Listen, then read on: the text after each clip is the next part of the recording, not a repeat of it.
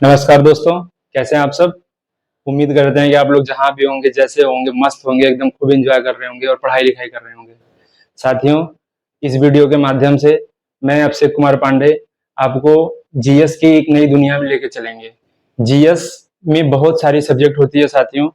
History, geography, polity, economics, science, environment, बहुत सारी subject होती है। उन सब सब्जेक्ट में से मैं और मेरी टीम ने डिसाइड किया है कि क्यों न हम एक पहले अर्थव्यवस्था से शुरू करते हैं। तो इसी को पढ़ाने के लिए मैं अभिषेक कुमार पांडे आपके समक्ष प्रस्तुत हुआ हूँ। और आज हम शुरू करेंगे इकोनॉमी, इंडियन इकोनॉमी। साथियों, आपको बताते चले कि गवर्नमेंट एग्जाम जो तैयारी होती है साथियों, ये इकोनॉमी जो ऐसी चीज होती है, ये सिर्फ तैयारी करने वाले बच्चों को जानने लायक नहीं होती। मतलब तैयारी करने वाले बच्चों के लिए फायदेमंद तो है ही, लेकिन साथ ही साथ इसको जो भी नागरिक हैं, जो भी भारत में रहने वाले हैं, या जो भी अन्य अर्थव्यवस्थाओं को समझना चाहते हैं, वो इन चीजों को पढ़ सकते हैं। साथियों, इकोनॉमी पढ़ने से आपको अपनी अर्थव्यवस्था के बारे में और दूसरों की अर्थव्यवस्था के बारे में एक व्यापक समझ विकसित होती है।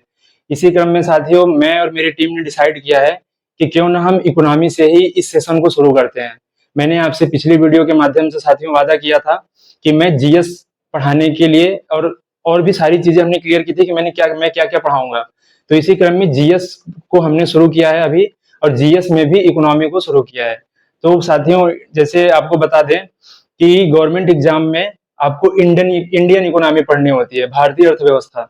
तो भारतीय अर्थव्यवस्था क्या है, भारतीय अर्थव्यवस्था के बारे में क्या क्या टर्म होती है, उसके क्या क्या फैक्टर हैं, और उसमें क्या क्या चीजें होती हैं, इन सबको हम एक एक करके पॉइंट वाइज, जैसे अभी आज पढ़ेंगे कि भारतीय अर्थव्यवस्था के क्या कितने प्रकार के हैं, भारतीय अर्थव्यवस्था क्या है, अर्थशास्त्र क्या है। आज हम इस वीडियो के माध्यम से आपको ये सारी चीजें क्लियर करेंगे, और इसी क्रम में हम धीरे धीरे आगे बढ़ेंगे। नेशनल इनकम पढ़ेंगे, मुद्रास्फीति पढ़ेंगे, बेरोजगारी पढ़ेंगे, रोजगार पढ़ेंगे, गरीबी पढ़ेंगे, और हम एक एक करके हर एक चीज को बाह्य क्षेत्र और इंटरनल सेक्टर जो भी है, एक्सटर्नल जो भी सारी चीजें हैं, इंडियन इकोनॉमी आपको बहुत अच्छे तरीके से आपको एक एक करके एक एक वीडियो के माध्यम से, एक एक टॉपिक के माध्यम से आपको आपके तक ये सारी चीजें पहुंचती रहेगी। साथियों, आपको एक बात और बताते चले साथियों कि मेरे पढ़ाने का तरीका क्या होगा, इसमें आपको क्लियर कर दें। इसके बाद हम सीधा अपने टॉपिक पे आते हैं। मेरे पढ़ाने का तरीका साथियों एकदम सिंपल होगा, एकदम आसान होगा। सबसे पहले हम टॉपिक का नाम लिखेंगे, और टॉपिक में क्या क्या पढ़ाना है हम वो सारी चीजें आपको यहाँ पे लिख देंगे सबसे पहले। और उसके बाद एक एक करके हम उठाते जाएंगे और आपको सीधे सीधे क्लियर करते जाएंगे। और लास्ट में इस चैप्टर से संबंधित जितने भी क्वेश्चन है उसको हम क्लियर कर देंगे। और जो भी ये क्वेश्चन है आपको टेलीग्राम और व्हाट्सएप चैनल के माध्यम से आपको क्विज के रूप में वहां पे उपलब्ध होगा। आप जो हम क्वेश्चन यहाँ पे कराएंगे, आप उसका आंसर जो है आप कमेंट बॉक्स में भी पिन कर सकते हैं या टैग कर सकते हैं। और जो क्विज आएगा आपके व्हाट्सएप चैनल पे या वहां पे टेलीग्राम चैनल पे, वहां पे भी आप क्विज को सॉल्व कर सकते हैं। ठीक है साथियों, तो मेरे पढ़ाने का तरीका एकदम सिंपल है। और हम आपसे वादा करते हैं साथियों कि ये क्लास, ये जो हम भी हमारे चैनल पे जो भी क्लासेस चल रही है, जैसे इकोनॉमी चल रही है, आपको हम एक वादा करते हैं साथियों, और आप भरोसा बना के रखिएगा। जिस दिन इकोनॉमी की क्लास खत्म होगी, उस दिन आपको इकोनॉमी के रूप में एक व्यापक समझ विकसित होगी। और इकोनॉमी क्या है, क्यों है, कैसे है, आज आप पेपर पढ़ते होंगे या कहीं भी देखते होंगे, कुछ ऐसे टर्म होती है जैसे जीडीपी क्या है, इन्फ्लेशन क्या है, और आपको जीएनपी क्या होता है।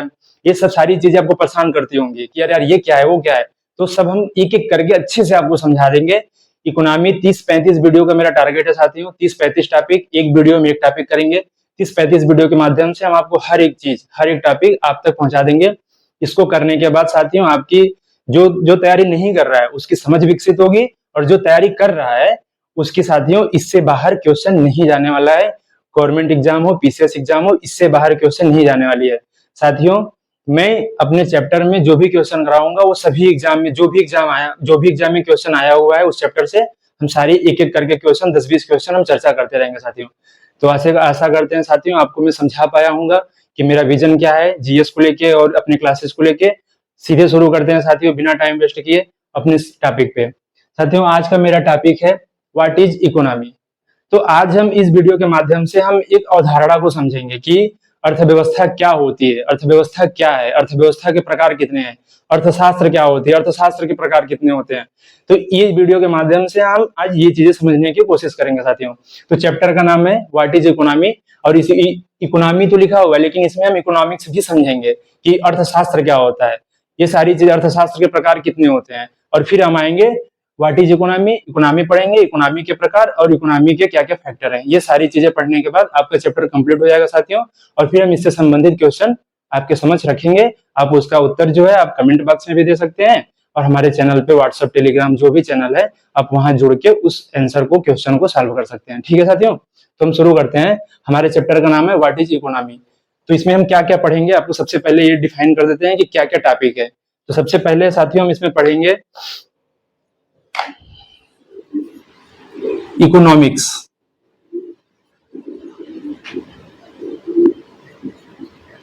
अर्थशास्त्र।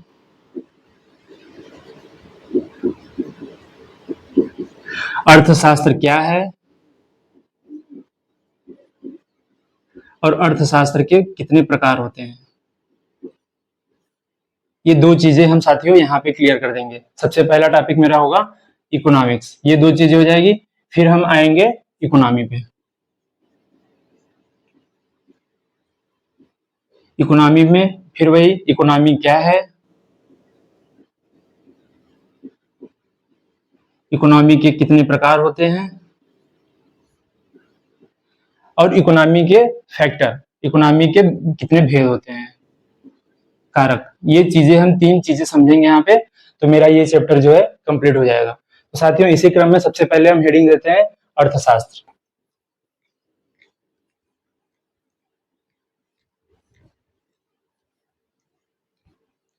अच्छा, एक चीज आपको यहाँ पे हम बताते चले साथियों कि जैसे हम पढ़ा रहे हैं जो भी, अगर आप पढ़ रहे हैं, आपको एक मतलब कि सीरियस कैंडिडेट है, आप तैयारी करना चाहते हैं हमारे चैनल से जुड़ के, तो आप एक काम करिएगा, एक अच्छी नोटबुक बना लीजिएगा और जो जो हम यहाँ पढ़ाएंगे आप उसको नोट डाउन करते रहिएगा। ऐसा देखो साथियों, एक चीज समझिए, यूट्यूब चैनल पे हम पढ़ा रहे हैं, वीडियो आपको दे रहे हैं, तो यूट्यूब चैनल पे पॉसिबल नहीं है कि हम आपको, क्लासरूम तो है नहीं साथियों ना कि आपको बोल बोल कुछ चीजों को लिखा पाए, तो हम लिखा नहीं पाएंगे। लेकिन एक काम आप कर सकते हैं, आपके लिए सुविधा है ये साथियों, जैसे हम कोई चीज लिखा रहे हैं आप उसको लिख लो, हम कोई परिभाषा बोल रहे हैं, आप वीडियो को पॉज करके वो परिभाषा जो है आप नोट डाउन कर सकते हैं। आपका एक प्रॉपर नोट्स तैयार हो जाएगा और उसके बाद आप रिवीजन करोगे ना तो आपको आसानी से समझ में आएगी। तो हेडिंग क्या क्या है, हम जो जो लिख रहे हैं बोर्ड पे आप उसको लिखते रहिएगा, समझते रहिएगा। अब जो आपको लगे कि हाँ हमको ये चीजें लिख लेनी चाहिए, तो आप उसको वीडियो पॉज करिए, वहीं पे उसको नोट डाउन कर लीजिए। तो इतना आप कर लेंगे ना तो आपका एक नोट्स भी तैयार हो जाएगा और जब बाद में रिवीजन करने के लिए बहुत आसानी होगी। तो हम शुरू करते हैं। पहली बात तो इकोनॉमिक्स से शुरू करते हैं साथियों। इकोनॉमिक्स क्या होती है, अर्थशास्त्र।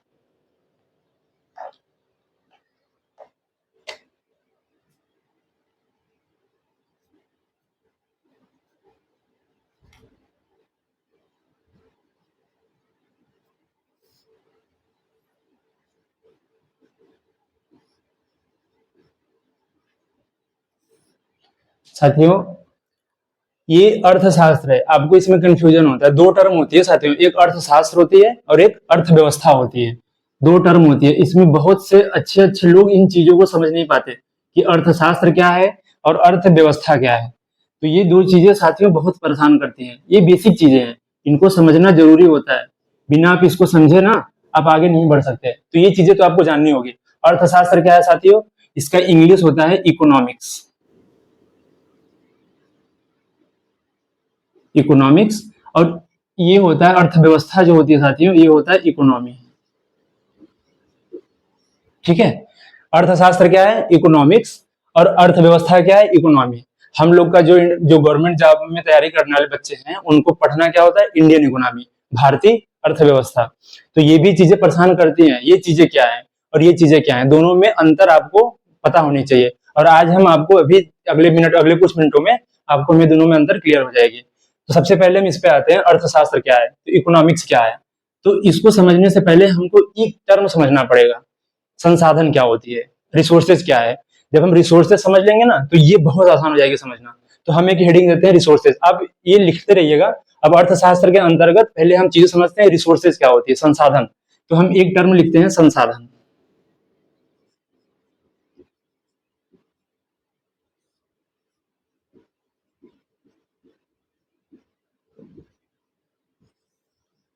ये आपको हम समझाएंगे कि रिसोर्स क्या होती है, संसाधन क्या होती है। जब आप संसाधन समझ जाओगे तो ये समझ जाओगे, जब ये समझ जाओगे तो ये समझ जाओगे, सबका एक दूसरे से लिंक है। तो संसाधन क्या होती है, हम आपको बता दें साथियों। संसाधन साथियों ये होती है, जैसे हम कोई भी मेरा उद्देश्य है, कोई भी मेरा काम करना है, और कोई भी उद्देश्य की पूर्ति करने के लिए जो हम इस्तेमाल करते हैं, जैसे समझो हम एक एग्जाम्पल आपको समझाते हैं।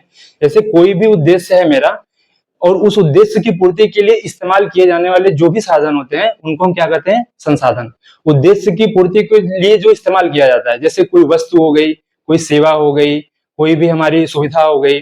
जैसे कोई वस्तु, मान लेते हैं ये मेरा, ये क्या है, ये मार्कर है, और हम मार्कर से यहाँ पे लिख रहे हैं। तो मेरे लिखने, मुझे जो है इस्तेमाल करने के लिए, मेरी सुविधा के लिए ये क्या है, मार्कर है। तो ये मार्कर मेरे लिए क्या हो गया, रिसोर्सेस। ये मेरे लिए क्या है, संसाधन है। संसाधन क्या होता है साथी, उद्देश्य को पूरा करने के लिए इस्तेमाल किए जाती है। तो वो क्या क्या हो सकती है, कोई वस्तु हो सकती है, कोई सेवा हो सकती है, कोई सुविधा हो सकती है। तो ये रिसोर्सेज में आती है। एग्जाम देखिए साथियों, एकदम आराम से समझना है, कोई उसमें घबराहट नहीं है। रिसोर्सेज क्या होती है, रिसोर्सेज जैसे हम यहाँ पे पढ़ा रहे हैं, तो यहाँ पे पूरी सेटअप बनाए हुए हैं। ये मेरे लिए क्या है, व्हाइट बोर्ड मेरे लिए रिसोर्सेज है, क्योंकि मेरे इस्तेमाल के लिए, मेरे उद्देश्य की पूर्ति के लिए ये इस्तेमाल हो रही है। मेरा उद्देश्य क्या है, पढ़ाना, और मेरे पढ़ाने के लिए ये इस्तेमाल हो रही है। तो ये क्या हो गई, रिसोर्सेज। मेरा उद्देश्य क्या है, पढ़ाना, व्हाइट बोर्ड पे लिखना, तो उसके लिए इस्तेमाल क्या हो रही है, मार्कर। तो मार्कर क्या हो गई, रिसोर्सेज हो गए। तो रिसोर्सेज क्या होती है, रिसोर्सेज हमारे उद्देश्य की पूर्ति के लिए इस्तेमाल की जाने वाली जो भी वस्तु या सेवा या सुविधा होती है, उसको हम क्या कहते हैं, संसाधन कहते हैं। संसाधन 3 प्रकार की होती हैं साथियों। यहाँ पे एक चीजें आप समझते रहिए, होती तो कई प्रकार की, लेकिन मोटे तौर पे हम 3 प्रकार में इसको डिवाइड करते हैं। पहला संसाधन का प्रकार होता है प्राकृतिक संसाधन,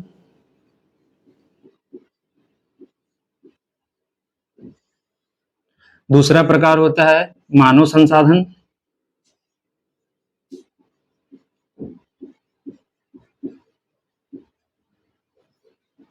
और तीसरा प्रकार होता है प्राकृतिक संसाधन, मानव संसाधन, और तीसरा प्रकार होता है पूंजीगत संसाधन।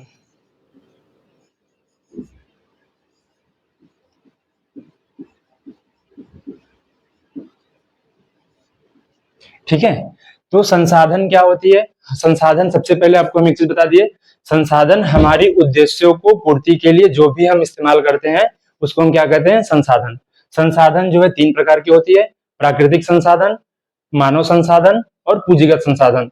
प्राकृतिक संसाधन में क्या आती है, जैसे प्राकृतिक संसाधन में साथियों भूमि हो गई, भूमि हो गई, जल हो गया, खनिज हो गया, ये हमारे क्या है, प्राकृतिक संसाधन है। प्राकृतिक संसाधन में क्या क्या आती है साथियों, जैसे भूमि हो गई, क्या हो गई, भूमि हो गई। प्राकृतिक संसाधन में भूमि हो गई, जल हो गया, खनिज हो गया, ये सारी चीजें हमारे प्राकृतिक संसाधन में आती है। अब आप बात करोगे मानव संसाधन क्या होती है। मानव संसाधन के अंतर्गत साथियों, जैसे मानव संसाधन के अंतर्गत हमारी श्रमिक, श्रम हो गया, श्रमिक, और हमारी जो है कौशल हो गई, ये हमारी क्या हो गई, मानव संसाधन है। तो कौशल क्या है, मानव। देखो प्राकृतिक संसाधन मतलब जो प्राकृतिक रूप से संसाधन के रूप में पाए जाते हैं। तो प्राकृतिक रूप से संसाधन में क्या पाए जाते हैं, भूमि पाई जाती है, जल पाई जाती है, खनिज पाई जाती है, और भी बहुत सारी चीजें पाई जाती है। तो ये हमारे क्या हो गए, प्राकृतिक संसाधन। इनसे हम अपने उद्देश्यों की पूर्ति के लिए इनको हम इस्तेमाल कर सकते हैं। ठीक है। मानव संसाधन में श्रमिक हो गई, कौशल हो गई, इनको कोई भी उद्देश्य की पूर्ति के लिए इनको भी इस्तेमाल कर सकते हैं। पूंजीगत संसाधन में, जैसे पूंजीगत संसाधन में हो गया, पहले तो पूंजी ही हो गई, जैसे पैसा, दूसरा हो गया आपका भवन हो गया, मशीन हो गया, ये सारी चीजें आपकी कहाँ आएगी, प्राकृतिक पूंजीगत संसाधन में ये सारी चीजें आएगी। तो संसाधन क्या होती है, संसाधन सिंपल सा एक लाइन में हमारे उद्देश्यों की पूर्ति के लिए इस्तेमाल की जाने वाली, हमारे उद्देश्यों की पूर्ति के लिए जो भी चीजें इस्तेमाल की जाती है, जो भी वस्तु इस्तेमाल की जाती है, जो भी सेवा इस्तेमाल की जाती है, जो भी सुविधा इस्तेमाल की जाती है, उसको हम क्या कहते हैं, संसाधन। संसाधन 3 प्रकार के होते हैं, वैसे तो होते हैं बहुत सारे प्रकार के, लेकिन मोटे तौर पे हम 3 प्रकार के रूप में डिवाइड करते हैं। क्या, प्राकृतिक संसाधन। प्राकृतिक संसाधन में क्या आएगा, भूमि, जल, खनिज और भी बहुत सारी चीजें। मानव संसाधन में श्रमिक आएंगे, कौशल, हमारा जो भी टैलेंट है वो सब आएगा, कौशल आएगा। पूंजीगत संसाधन में जैसे पूंजी, पैसा हो गया, भवन हो गया, मशीन हो गया, ये सब सारी चीजें हमारे संसाधन में आएगी। संसाधन समझ में आ गया, आराम से समझो, कोई दिक्कत नहीं है, एक एक करके समझो, एकदम घबराना नहीं है। संसाधन समझ में आ गया। अब हम आते हैं अर्थशास्त्र क्या है, इकोनॉमी, इकोनॉमिक्स, इकोनॉमी तो उधर है, अर्थव्यवस्था। अभी अर्थव्यवस्था ये समझ गए, फिर इसको समझेंगे, फिर उसको समझेंगे। अब एक चीज समझना, अर्थशास्त्र ये मिटा दे, चलिए इसको हटा देते हैं, नोट डाउन कर लेना इसको मिटा देते हैं।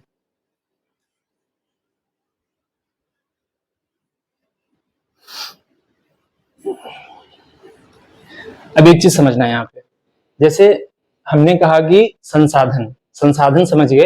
अर्थशास्त्र क्या होती है?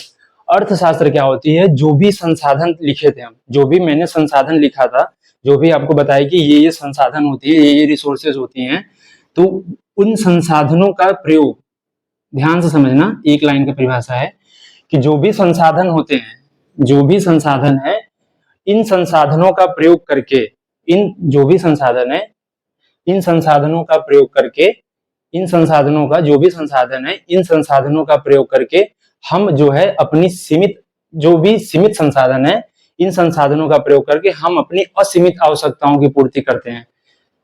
एक चीज समझना, संसाधन जो होंगे, जैसे भूमि, जो भी भूमि है वो तो सीमित है, जो भी जल है वो भी सीमित है, जो भी खनिज है वो भी सीमित है, जो भी श्रमिक है वो भी सीमित है। तो जो भी संसाधन होती है ना, वो सीमित होती है। तो सीमित संसाधनों का उपयोग करके हम अपनी जो है असीमित आवश्यकताओं की, हमारी आवश्यकता तो असीमित है, तो सीमित संसाधनों का प्रयोग करके हम जो अपनी असीमित आवश्यकताएं हैं उनको कैसे पूरा करते हैं, इनका जो अध्ययन किया जाता है वो कहाँ किया जाता है? अर्थशास्त्र में। देखो, अर्थ दो शब्दों से मिलकर बना हुआ है, ध्यान से समझना। अर्थ, ये अर्थ से बना हुआ है और शास्त्र से बना है। अर्थ का मतलब क्या होता है? आपको अच्छे से पता है, अर्थ का मतलब मनी या पैसा, ठीक है। और शास्त्र, शास्त्र, शास्त्र का मतलब, शास्त्र, शास्त्र का मतलब पता है ना आपको? जैसे हमारे हिंदू धर्म में शास्त्र, शास्त्र वेद पुराण ये सब होते हैं ना, तो शास्त्र में क्या होते हैं? शास्त्र में बहुत सारे नियम विनियम सब लिखे होते हैं। शास्त्र को लोग पढ़ते हैं, उससे कुछ हासिल करते हैं। तो शास्त्र में बहुत सारी, जैसे हम लोग करते हैं, अरे पोथी मतलब कि ये पढ़ रहे हो, पोथी पढ़ रहे हो, ये पढ़ रहे हो, वो पढ़ रहे हो, शास्त्र पढ़ रहे हो, वेद पढ़ रहे हो, पुराण पढ़ रहे हो। तो शास्त्र का मतलब होता है जहां पे सारी चीजें एक तरीके से, एक सिंपल वे में, एक अच्छे तरीके से, सब नियम रूप से, क्रमबद्ध रूप से वहां पे लिखी हुई है, डिस्क्राइब की होती है। तो शास्त्र का मतलब होता है कि जहां पे नियम विनियम सारी चीजें लिखी हुई है।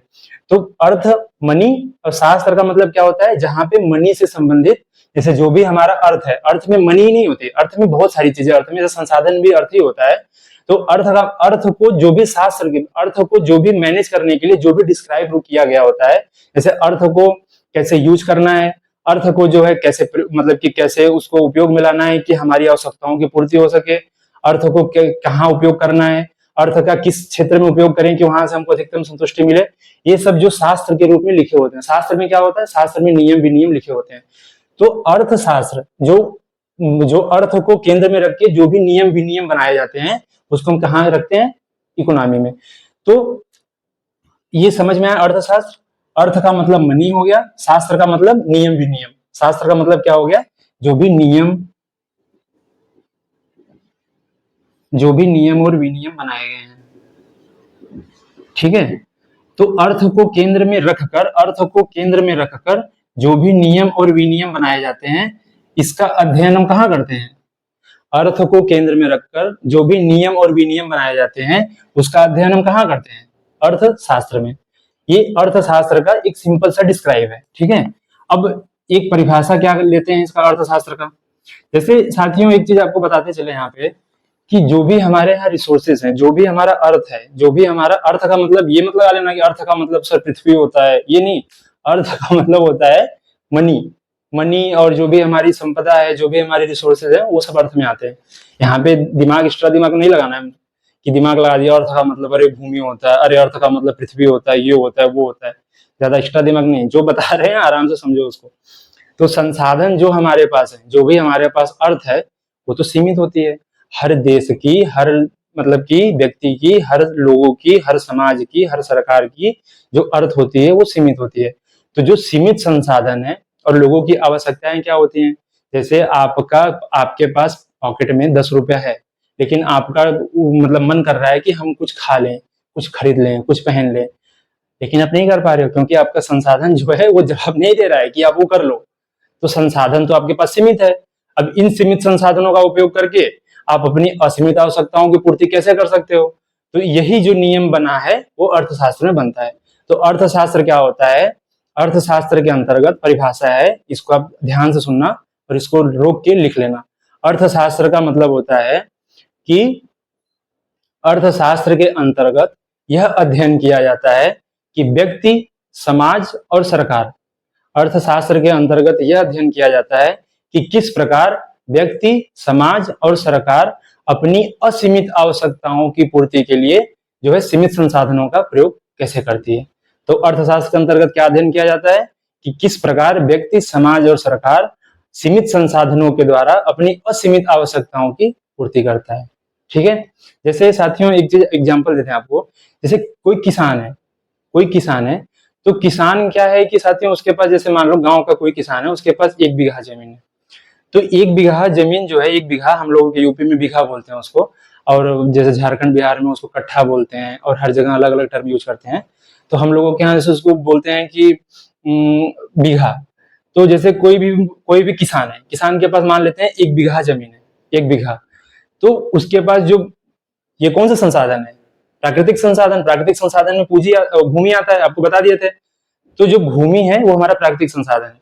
तो उसके पास जो संसाधन है वो तो सीमित है, 1 ही बीघा जमीन है।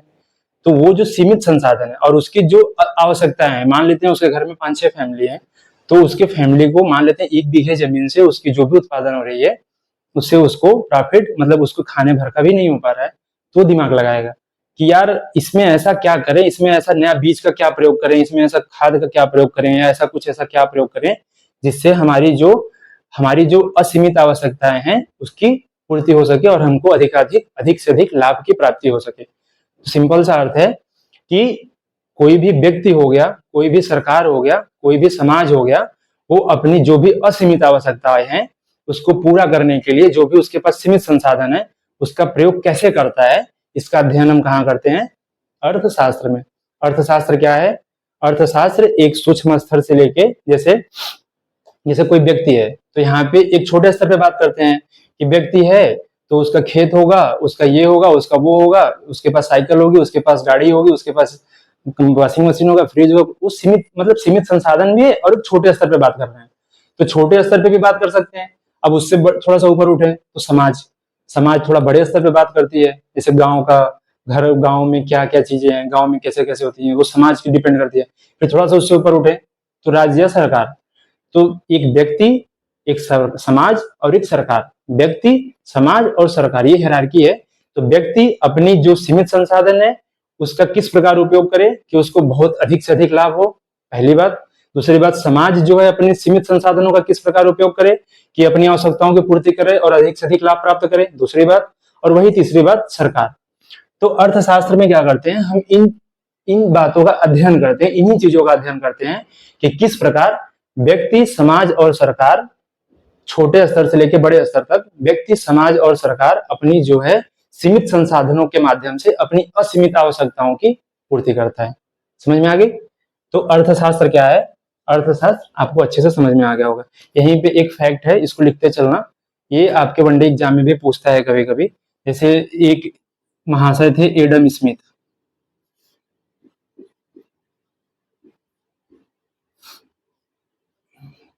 एडम स्मिथ ने 1776 में एक बुक लॉन्च किया था, एक बुक लिखा था, द वेल्थ ऑफ नेशन।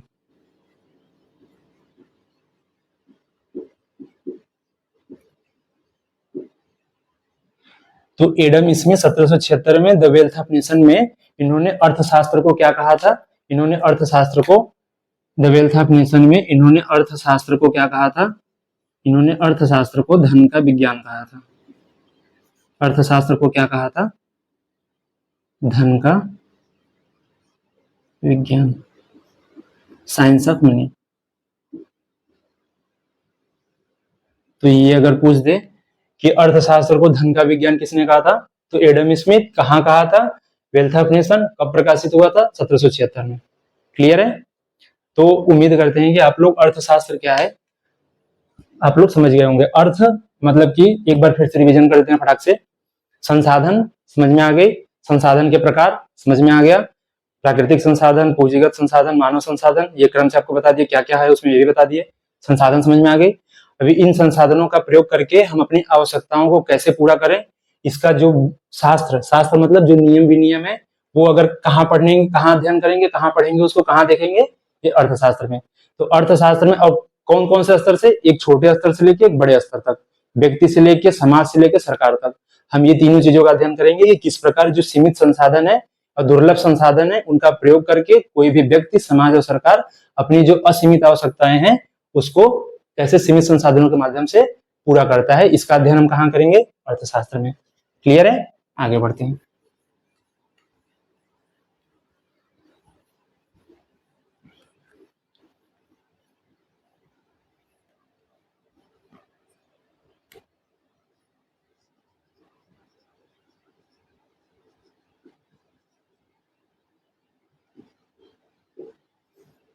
ठीक है, अब इसके पढ़ते हैं टाइप ऑफ इकोनॉमी। यहाँ पे हम एक हेडिंग दे देते हैं, टाइप ऑफ इकोनॉमी। इसके टाइप पढ़ते हैं, मतलब प्रकार। तो अर्थशास्त्र के कितने प्रकार होते हैं? अर्थशास्त्र के दो प्रकार होते हैं साथियों, एक होता है व्यष्टि, एक होता है समष्टि। व्यष्टि मतलब माइक्रो, ये होता है मैक्रो। ठीक है, तो इकोनॉमिक्स के कितने प्रकार होते हैं साथियों? इकोनॉमिक्स के दो प्रकार होते हैं। कौन कौन सा? एक व्यष्टि और एक समष्टि। ठीक है, ये समझ में आ रही है? अच्छा, एक चीज हम थोड़ा सा इसको ऊपर कर दें क्या, लिख दे फिर से, व्यष्टि और समष्टि। पहले लिख लेना अर्थशास्त्र क्या है, उसकी परिभाषा आपको क्लियर कर दिए हैं। अर्थशास्त्र के प्रकार में दो प्रकार हैं, व्यष्टि और समष्टि। व्यष्टि का मतलब माइक्रो और समष्टि का मतलब मैक्रो। क्या होता है हम थोड़ा इसको ऊपर लिख के करते हैं, ठीक है।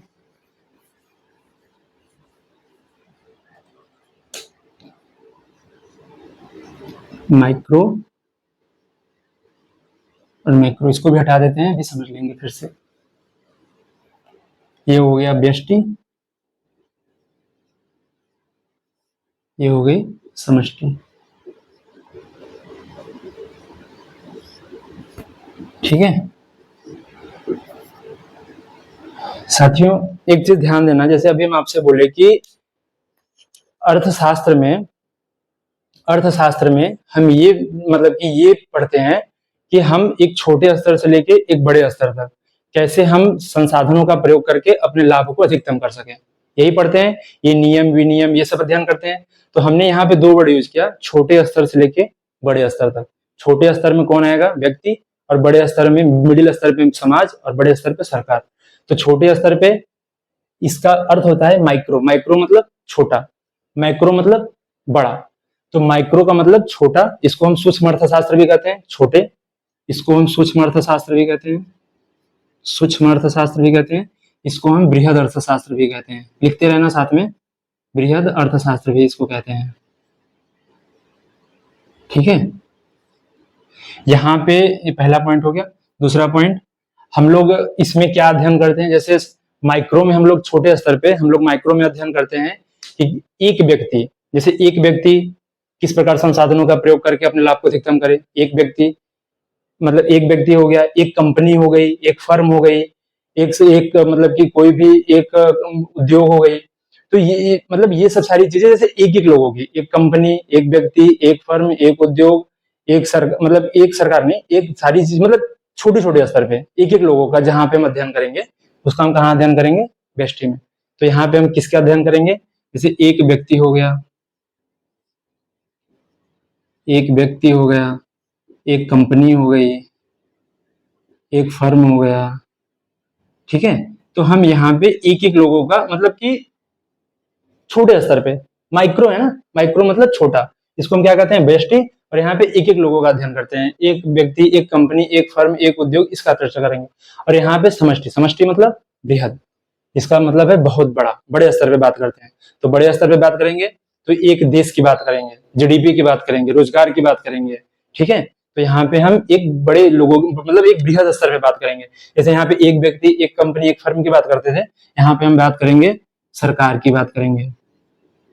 यहाँ पे सरकार की बात करेंगे, यहाँ पे जीडीपी की बात करेंगे, यहाँ पे बजट की बात करेंगे, ठीक है, बड़े स्तर पे बजट की बात करेंगे। यहाँ पे राजकोषीय नीति की बात करेंगे, राजकोषीय नीति की बात करेंगे, ठीक है। यहाँ पे हम लोग मौद्रिक नीति की बात करेंगे। ये सब घबराना मत कि ये सब क्या है, धीरे धीरे सब समझ जाओगे कि जीडीपी क्या है, बजट क्या है, राजकोषीय नीति क्या है, मौद्रिक नीति क्या है, ये सब सारी चीजें आपको हम समझा देंगे।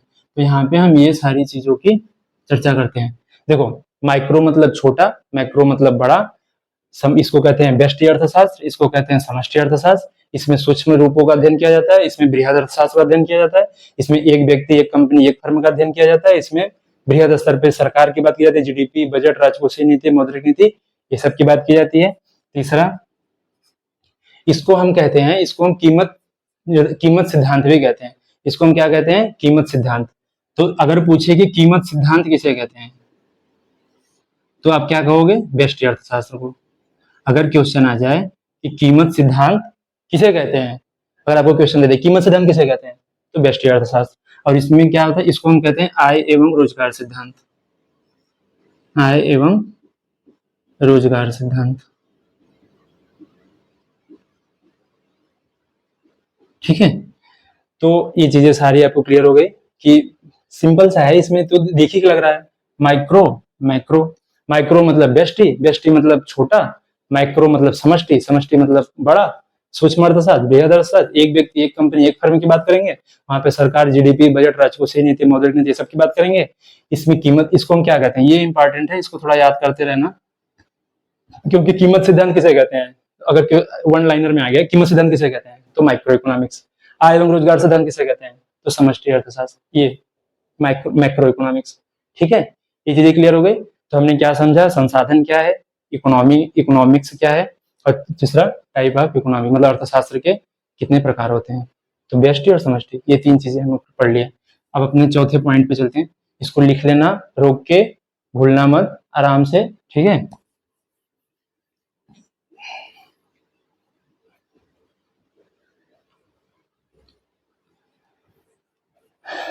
अब हम अपने मेन टॉपिक की तरफ बढ़ते हैं। देखो, ये चीजें समझना बहुत जरूरी थी। बहुत से लोगों को इकोनॉमी के बारे में पता ही नहीं होती, इकोनॉमी और इकोनॉमिक्स में क्या अंतर होता है यही नहीं पता होती। तो आपको पहले हम बता दिए इकोनॉमिक्स, अर्थशास्त्र। अब हम पढ़ेंगे व्हाट इज इकोनॉमी। तो अर्थव्यवस्था पे अब चलते हैं। अभी तो अर्थशास्त्र पढ़े थे, अब इकोनॉमी पढ़ते हैं, अर्थव्यवस्था, ठीक है। तो हम हेडिंग दे देते हैं इकोनॉमी।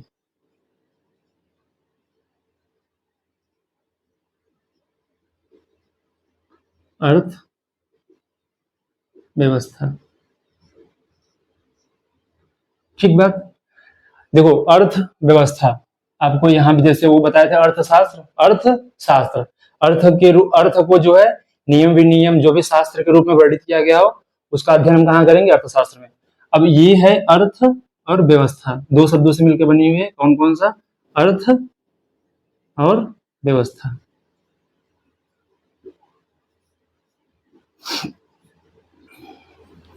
अर्थ और व्यवस्था मतलब अर्थ को केंद्र में रखकर, अर्थ को केंद्र में रखकर बनाई गई व्यवस्था क्या हो गई? अर्थव्यवस्था। अर्थ को केंद्र में रखकर बनाए गए शास्त्र, शास्त्र मतलब नियम विनियम, वो क्या थे? अर्थशास्त्र। अब उसी तरीके से अर्थ को केंद्र में रखकर बनाई गई व्यवस्था, ये क्या हो गई? अर्थव्यवस्था। अब ये मत कहना कि सर व्यवस्था मतलब अलग व्यवस्था, वो वाली व्यवस्था नहीं हम बता रहे हैं यहाँ पे, ठीक है। कि ये मत कहना कि धन को केंद्र में रखकर दूसरी व्यवस्था बना दें, तो वो वहां पे वो उसको इकोनॉमी में डिस्कस नहीं किया जाएगा। इकोनॉमी में डिस्कस किया जाएगा ये व्यवस्था की, कि कैसे कोई सरकार जो है वो अपने मतलब धन को केंद्र में रख के इस प्रकार व्यवस्था करती है कि सारी लोगों को मतलब सब लोगों को सामाजिक और आर्थिक रूप से मतलब उन लोगों को संतुष्टि मिले और सामाजिक आर्थिक रूप से वो संपन्न हो सके और अपना देश जो है वो विकास करे। देखो, सिंपल सी एक चीज समझो कि जैसे एक एग्जांपल देते हैं आपको, जैसे एक परिवार में जैसे पिताजी का एग्जांपल लेते हैं।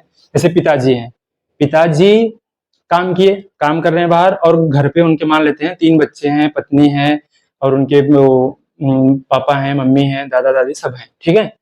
काम करने वाला वही है या कोई और भी हो सकता है, उनके भाई भी हो सकते हैं। मतलब कहने का तात्पर्य है कि मान लेते हैं अगर पापा काम करके पैसा ला रहे हैं और पैसा लाने के बाद वो व्यवस्था बनाते हैं, पैसे को केंद्र में रख के व्यवस्था बनाएंगे, पैसे को केंद्र में रख के पापा व्यवस्था बनाएंगे कि छोटका बेटुआ को कितना देना है, बड़का बेटुआ को कितना देना है, बेटिया को कितना देना है, पत्नी को घर के खर्चे के लिए कितना देना है, अपने पापा को कितना देना है, अपनी मम्मी को कितना देना है। तो वो जो व्यवस्था बना रहे हैं धन को केंद्र में रखकर, तो वो क्या हो गई, अर्थ को केंद्र में रखकर बनाई गई व्यवस्था, वो क्या हो गई, अर्थव्यवस्था। ठीक है, ये तो छोटे स्तर पे मैं एग्जांपल दे दिया आपको, लेकिन अगर यही बड़े स्तर पे हम बात करेंगे तो वो क्या हो जाएगी, जैसे कोई सरकार है, हम एक देश की बात करते हैं, एक देश में अगर कोई सरकार है, जैसे केंद्र में मान लो मोदी सरकार है या कोई भी सरकार है, तो अगर वो सरकार धन को केंद्र में रखकर एक ऐसी व्यवस्था बनाए कि हमारे जो भी यहाँ के नागरिक हैं उनको सामाजिक और आर्थिक रूप से उनका कल्याण हो सके।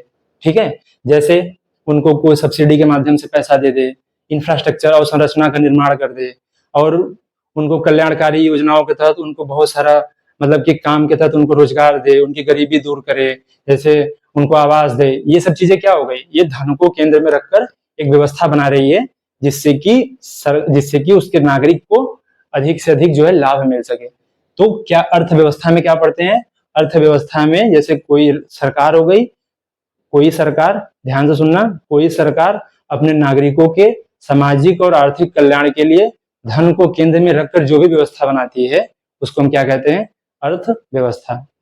ठीक है, अर्थशास्त्र में क्या होती है, अर्थशास्त्र में शास्त्र, पोथी पटरा ये सब होता है, पोथी पतरा होता है, तो उसमें बस ये लिखा होता है कि ये नियम है, ये भी नियम है, ये है वो है, वहां शास्त्र के रूप में फॉर्मेट होता है।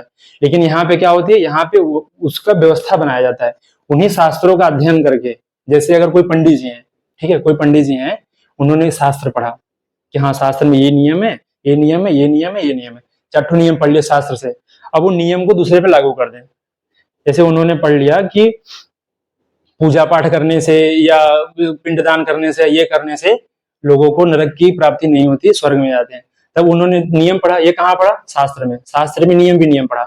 अब उसको लागू कर देंगे, लाके किसी आदमी पे बुलाएंगे, इधर इधर, बोलेगा हाँ पंडित जी बताइए, बोलेंगे कि एक बात बच्चा हमने शास्त्रों में पढ़ा है। बोला क्या पढ़ा है पंडित जी बताओ हमको भी। बोले बेटा एक ध्यान से सुनना, बैठो बैठो यहीं बैठो, अब ध्यान से सुनो, शास्त्रों में मैंने पढ़ा है कि तुम अगर पंडितों की सेवा करोगे, पंडितों को दान पुण्य करोगे, या पंडितों को खूब पैसा दोगे, या ये करोगे वो करोगे, तो तुमको बहुत समृद्धि मिलेगी, ये मिलेगी वो मिलेगी, और तुमको क्या है, नरक की प्राप्ति नहीं होगी, स्वर्ग मिलेगी। तो शास्त्रों में तो पंडित जी ने अध्ययन किया और उसको कहाँ कर दिया लागू, किसी को पकड़ के किसी इंसान पे उसको लागू कर दिया। तो शास्त्र वो क्या हो गई, वो अपने शास्त्र की जानकारी दूसरे पे लागू कर दिए, तो व्यवस्था बना दिया, उसका पैसे का व्यवस्था हो गया। तो सिंपल सा कहने का मतलब है कि अर्थशास्त्र में हम नियम विनियम का अध्ययन करते हैं, वहां से बस पढ़ते हैं कि हाँ अच्छा ये है, अच्छा आय का सिद्धांत है, रोजगार का सिद्धांत है, ये है वो है, सब सारा नियम विनियम वहां पे लिखा होता है, उसका अध्ययन करते हैं। अब जब उसी को अध्ययन करके जब हम उसको किसी देश पे लागू करते हैं या कहीं भी लागू करते हैं, तो वो क्या हो जाएगी, वो उसको हम कहते हैं अर्थव्यवस्था। ठीक है, अर्थव्यवस्था क्या है, अर्थ को केंद्र में रखकर बनाई गई व्यवस्था। अगर कोई सरकार, ध्यान से सुनना, लिख लेना कहीं लाइन पे, ध्यान से, एक लाइन की परिभाषा है कि कोई भी सरकार अपने नागरिकों की सामाजिक आर्थिक कल्याण को सुनिश्चित करने के लिए धन को केंद्र में रखकर जो भी व्यवस्था बनाती है उसको हम क्या कहते हैं, अर्थव्यवस्था। ठीक है, अर्थशास्त्र में सिर्फ अध्ययन किया जाता है, अर्थव्यवस्था में उसका प्रयोग किया जाता है। पंडित जी ने अर्थशास्त्र में सिर्फ पढ़ा था और उसका किसी पे प्रयोग कर दिया तो उसका व्यवस्था बना दिया, तो वो अर्थव्यवस्था हो गई। ठीक है, अर्थशास्त्र और अर्थव्यवस्था में समझ में आ गया होगा शायद आपको। यहाँ पे लिखते हैं कि अर्थशास्त्र, दोनों में बहुत मामूली सा अंतर है, इसको समझते रहना। ठीक है, ये इकोनॉमी है, ये इकोनॉमिक्स है। यहाँ पे धन को केंद्र में रख के व्यवस्था बनाई जाती है, और यहाँ पे धन को केंद्र में रख के नियम शास्त्र के रूप में नियम विनियम बनाए जाते हैं। तो ये क्या हो गया, ये अगर नियम विनियम बना रहे हैं तो ये सैद्धांतिक रूप से बना रहे हैं, सिद्धांत दे रहे हैं ना कि हाँ ये सिद्धांत है, वो सिद्धांत है, आय ऐसे निकलेगा, रोजगार की ऐसे गणना होगी, जीडीपी की ऐसे गणना होगी, ये होता है सैद्धांतिक रूप में। और जो अर्थव्यवस्था होती है वो व्यवहारिक रूप में होता है, मतलब इसका जब हम व्यवहार में प्रयोग करते हैं, पंडित जी ने उसको पकड़ के व्यवहार में उससे खर्चा करवा लिया तो व्यवहारिक रूप में प्रयोग, उसका व्यवस्था बना दिया, तो ये व्यवहारिक रूप में होता है। ठीक है, तो अर्थशास्त्र में किसी भी सिद्धांत या नियम विनियम को पढ़ा जाता है जब इसी का प्रयोग किसी रूप में यहाँ पे किसी देश पे या किसी व्यक्ति पे या किसी भी कहीं भी कर दिया जाता है, जो भी नियम विनियम है, तो वो क्या हो जाएगी, अर्थव्यवस्था। तो अर्थव्यवस्था क्या है, अगर कोई भी सरकार अपने नागरिकों की सामाजिक आर्थिक कल्याण के लिए धन को केंद्र में रखकर जो भी व्यवस्था बनाती है उसको हम अर्थव्यवस्था कहते हैं। साथियों एक चीज यहाँ पे क्लियर करते चले कि अर्थशास्त्र में क्या होते हैं, नियम,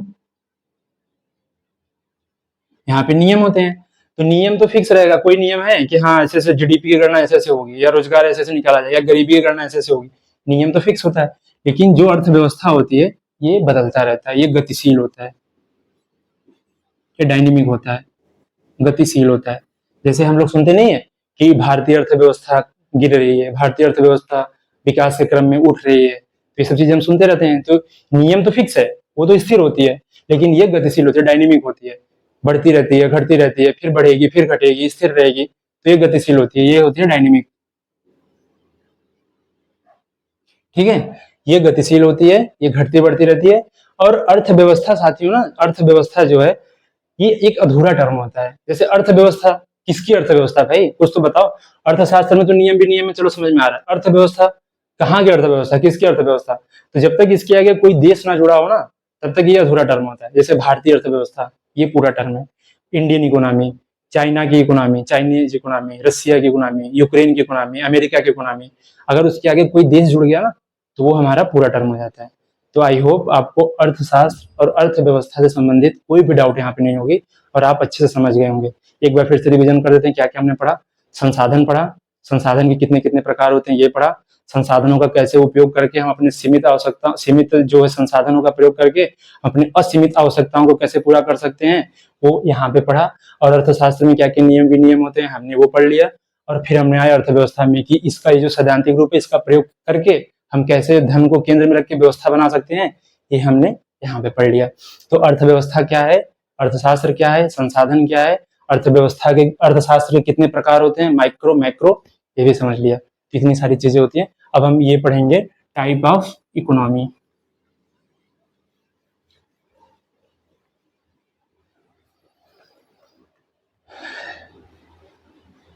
इसका जो है टाइप पढ़ेंगे, टाइप ऑफ इकोनॉमी। ठीक है, तो टाइप ऑफ इकोनॉमी लिख लेना, अर्थव्यवस्था के प्रकार। अर्थव्यवस्था को सिंपल से साथियों, अर्थव्यवस्था के 3-4 रूप में इसको डिवाइड किया गया है। एक विकास के क्रम पे लिख लेते हैं वहीं पे, अर्थव्यवस्था के प्रकार में कि कौन कौन से रूप में इसको डिवाइड किया गया है। एक तो हो गया विकास के रूप में, विकास क्रम के रूप में, विकास लिखते रहना साथ में मेरे मेरे मेरे साथ ही, विकास क्रम के रूप में। दूसरा उत्पादन के रूप में,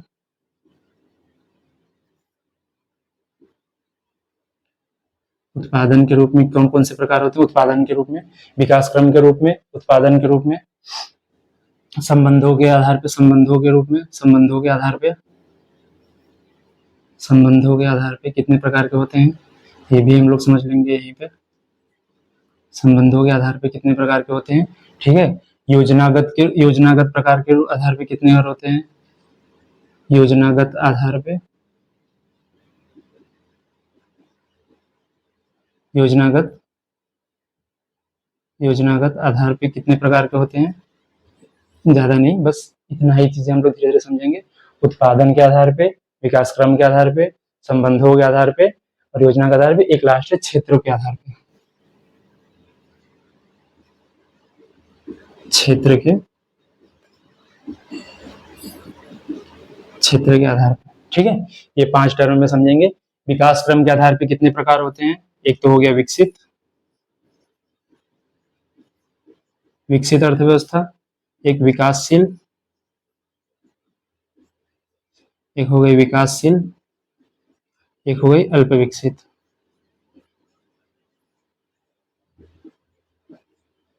तीन प्रकार की अर्थव्यवस्था विकास क्रम के आधार पे ये हो गई। फिर उत्पादन के रूप में अगर 3 प्रकार की अर्थव्यवस्था यहाँ पे भी होती है, एक होती है पूंजीवादी, एक होती है समाजवादी, एक होती है मिश्रित। 3 अर्थव्यवस्था यहाँ हो गई। संबंधों के आधार पे एक होती है बंद अर्थव्यवस्था, बंद, एक होती है खुली। 2 अर्थव्यवस्था यहाँ पे हो गई। योजनागत, एक योजनागत अर्थव्यवस्था, एक गैर योजनागत अर्थव्यवस्था। योजनागत योजनाओं के आधार पे, योजनाओं के आधार पे इसको डिवाइड करते हैं। तो एक योजनागत अर्थव्यवस्था, एक जो है गैर योजनागत अर्थव्यवस्था। 2 प्रकार इसमें भी हो गए। क्षेत्र के आधार पे यहाँ पे भी कृषि, कृषि अर्थव्यवस्था, उद्योग अर्थव्यवस्था, और यहाँ पे हो गई सेवा अर्थव्यवस्था। ठीक है, एक एक करके हम एक एक लाइन की परिभाषा है सिंपल से समझ लेंगे, डाउट कहीं नहीं रहेगा। अर्थव्यवस्था के कितने प्रकार हो गए, अर्थव्यवस्था टाइप ऑफ इकोनॉमी, अर्थव्यवस्था कितने प्रकार हो गए, इसको हम 5 रूपों में डिवाइड कर दिए। एक हो गया विकास क्रम के रूप में, एक विकसित हो गई, विकासशील हो गई, अल्प विकसित हो गई, 3 प्रकार की हो गई। उत्पादन के आधार पर अगर हम इसको डिवाइड करें तो एक पूंजीवादी हो गई, एक समाजवादी हो गई, एक मिश्रित हो गई, यहाँ पे भी हो गई। संबंधों के आधार पर एक बंद अर्थव्यवस्था, एक खुली अर्थव्यवस्था। योजनाओं के आधार पर एक योजनागत, एक गैर योजनागत। क्षेत्र के आधार पर कृषि, उद्योग और सेवा। एक एक करके समझ लेते हैं। पहले हम विकास पे आते हैं, विकसित, विकासशील और अल्प विकसित, ये 3 चीजें समझते हैं। देखो जो साथियों, विकसित अर्थव्यवस्था क्या है? विकसित अर्थव्यवस्था जो है, जैसे अमेरिका की अर्थव्यवस्था है, ऑस्ट्रेलिया की अर्थव्यवस्था है, फ्रांस की अर्थव्यवस्था, यूरोप के अधिकतर देशों की अर्थव्यवस्था, रूस की अर्थव्यवस्था, ये क्या है?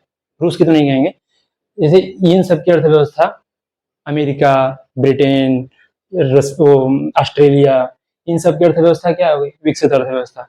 क्यों इनको विकसित अर्थव्यवस्था कह रहे हैं? सिंपल से समझना, विकसित अर्थव्यवस्था को कहने का सिर्फ एक ही लॉजिक है कि वहां पे पहली बात रोजगार जो होती है वो बहुत ज्यादा होती है। ठीक है, पहली बात। दूसरी बात, जनसंख्या बहुत कम होती है। जनसंख्या कम होती है इसलिए हम हर व्यक्ति को रोजगार मुहैया करा पाते हैं। तो जनसंख्या कम होगी, रोजगार अधिक होगा, ठीक है, गरीबी कम होगी, पूंजी की उत्पादकता जो होगी बहुत अधिक होगी, पूंजी बहुत अधिक होगी, प्रति व्यक्ति आय बहुत अधिक होगा, संसाधनों की पर्याप्त आपूर्ति होगी, वहां पे संसाधन बहुत अधिक होगा। ठीक है, तो विकसित अर्थव्यवस्था में यही होता है कि विकसित अर्थव्यवस्था में जनसंख्या कम होती है, पूंजीगत उत्पादन बहुत ज्यादा होता है, रोजगार बहुत होता है, गरीबी कम होती है। ठीक है, और उनके पास पर्याप्त संसाधन होता है। वो खेती भी करेंगे ना तो उतनी मशीनरी का उपयोग करेंगे और उन्होंने इतने संसाधन का उपयोग करेंगे कि उससे उत्पादन जो है अधिक से अधिक ले सके। तो ये विकसित अर्थव्यवस्था होती है। और जो विकासशील अर्थव्यवस्था और अल्प विकसित अर्थव्यवस्था होती है, इसका ठीक अपोजिट। यहाँ पे क्या होगी? जनसंख्या, इन दोनों में जनसंख्या बहुत अधिक होगी। ठीक है, जनसंख्या बहुत अधिक होगी, यहाँ पे रोजगार बहुत कम होगा, गरीबी बहुत होगा। ठीक है, लोग अपना इधर उधर लड़ झगड़ते होंगे, अपना मतलब कि संसाधनों का अभाव में लड़ते झगड़ते होंगे, संसाधन की कमी होगी, है ना, उत्पादकता बहुत कम होगी, महंगाई बहुत, मतलब कि उत्पादन जो भी होगा, उत्पादन कम हो रहा है, जनसंख्या अधिक है, तो सिंपल सी बात है उसकी दाम भी बहुत अधिक होगी, लोग आपस में लड़ते मरते करते झगड़ते रहेंगे। तो ये विकसित और विकासशील अर्थव्यवस्था की ये खूबियां हैं, और विकसित अर्थव्यवस्था की ये खूबियां हैं। और विकासशील और अल्प विकसित, विकासशील में जैसे हो गया आपका ब्राजील हो गया, भारत हो गया, ठीक है, ये विकासशील है। अल्प विकसित में जैसे युगांडा हो गया, रवांडा हो गया, सूडान हो गया, ये सब अल्प विकसित हैं। ये बहुत मतलब कहने का तात्पर्य है कि विकसित अर्थव्यवस्था में ये सारी चीजें होती हैं जो आपको हमने बताया। विकसित और विकासशील अर्थव्यवस्था में भी उसका ठीक अपोजिट होता है, गरीबी होती है, बेरोजगारी होती है, जनसंख्या बहुत अधिक होती है, चारों तरफ भूखमरी, महामारी, ये सब होती है। तो और जो इनके बीच में आता है वो विकासशील, जैसे जो अल्प विकसित थे, जो विकसित नहीं हो पा रहे थे, अब धीरे धीरे विकास के क्रम में अब विकसित होने जा रहे हैं, मतलब विकास के क्रम में धीरे धीरे ऊपर उठ रहे हैं, तो अल्प विकासशील हो गए। भारत कौन सी अर्थव्यवस्था है? भारत जो है विकासशील है। ये ना तो अल्प विकसित है ना तो विकसित है, धीरे धीरे विकास के क्रम में वो अपने आप को ऊपर लेके जा रही है, गरीबी कम कर रही है, बेरोजगारी कम कर रही है, ठीक है, उत्पादन पूंजीगत उत्पादन जो है उसको बढ़ा रही है। तो सारी चीजें कर करके वो विकासशील में जा रही है। ठीक है, तो विकसित जहाँ पे वो सारी चीजें हो, बहुत अधिक आय हो, प्रति व्यक्ति राष्ट्रीय अधिक हो, जीडीपी बहुत अधिक हो, ये विकसित हो गई। यहाँ पे इन सब का अपोजिट होता है, वो विकासशील और विकसित हो गई। ठीक है, हटा देते हैं इसको।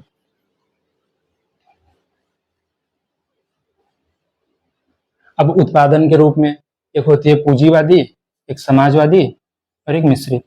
समझते हैं इसको, पहले इनको समझ लेते हैं, फिर इसको हम लास्ट में एक अलग हेडिंग देके इसको हम समझ लेंगे। संबंधों के आधार पे, जैसे एक बंद अर्थव्यवस्था होती है और एक खुली अर्थव्यवस्था होती है। तो बंद अर्थव्यवस्था क्या होती है? सब सिंपल सा समझना। बंद अर्थव्यवस्था वो होती है जैसे कोई एक देश है, ठीक है, मान लेते हैं कि ये जो है इंडिया है और ये जो है मान लेते हैं अमेरिका है। तो बंद अर्थव्यवस्था क्या होगी, पूंजी और जो पूंजी है और वस्तु है उसका आयात और निर्यात, पूंजी और सेवाओं का मतलब पूंजी वस्तु और सेवाओं का जो आयात निर्यात होता है इन दोनों के बीच में नहीं होता। इन दोनों के बीच में नहीं मतलब इन दोनों के बीच में तो नहीं ही होगा, किसी से नहीं होगा। और जितने भी देश, चाइना, रसिया, यूक्रेन, ब्रिटेन, श्रीलंका, बांग्लादेश, किसी से नहीं होगा, इससे भी नहीं, इससे भी नहीं, इससे भी नहीं, इससे भी नहीं, इससे भी नहीं।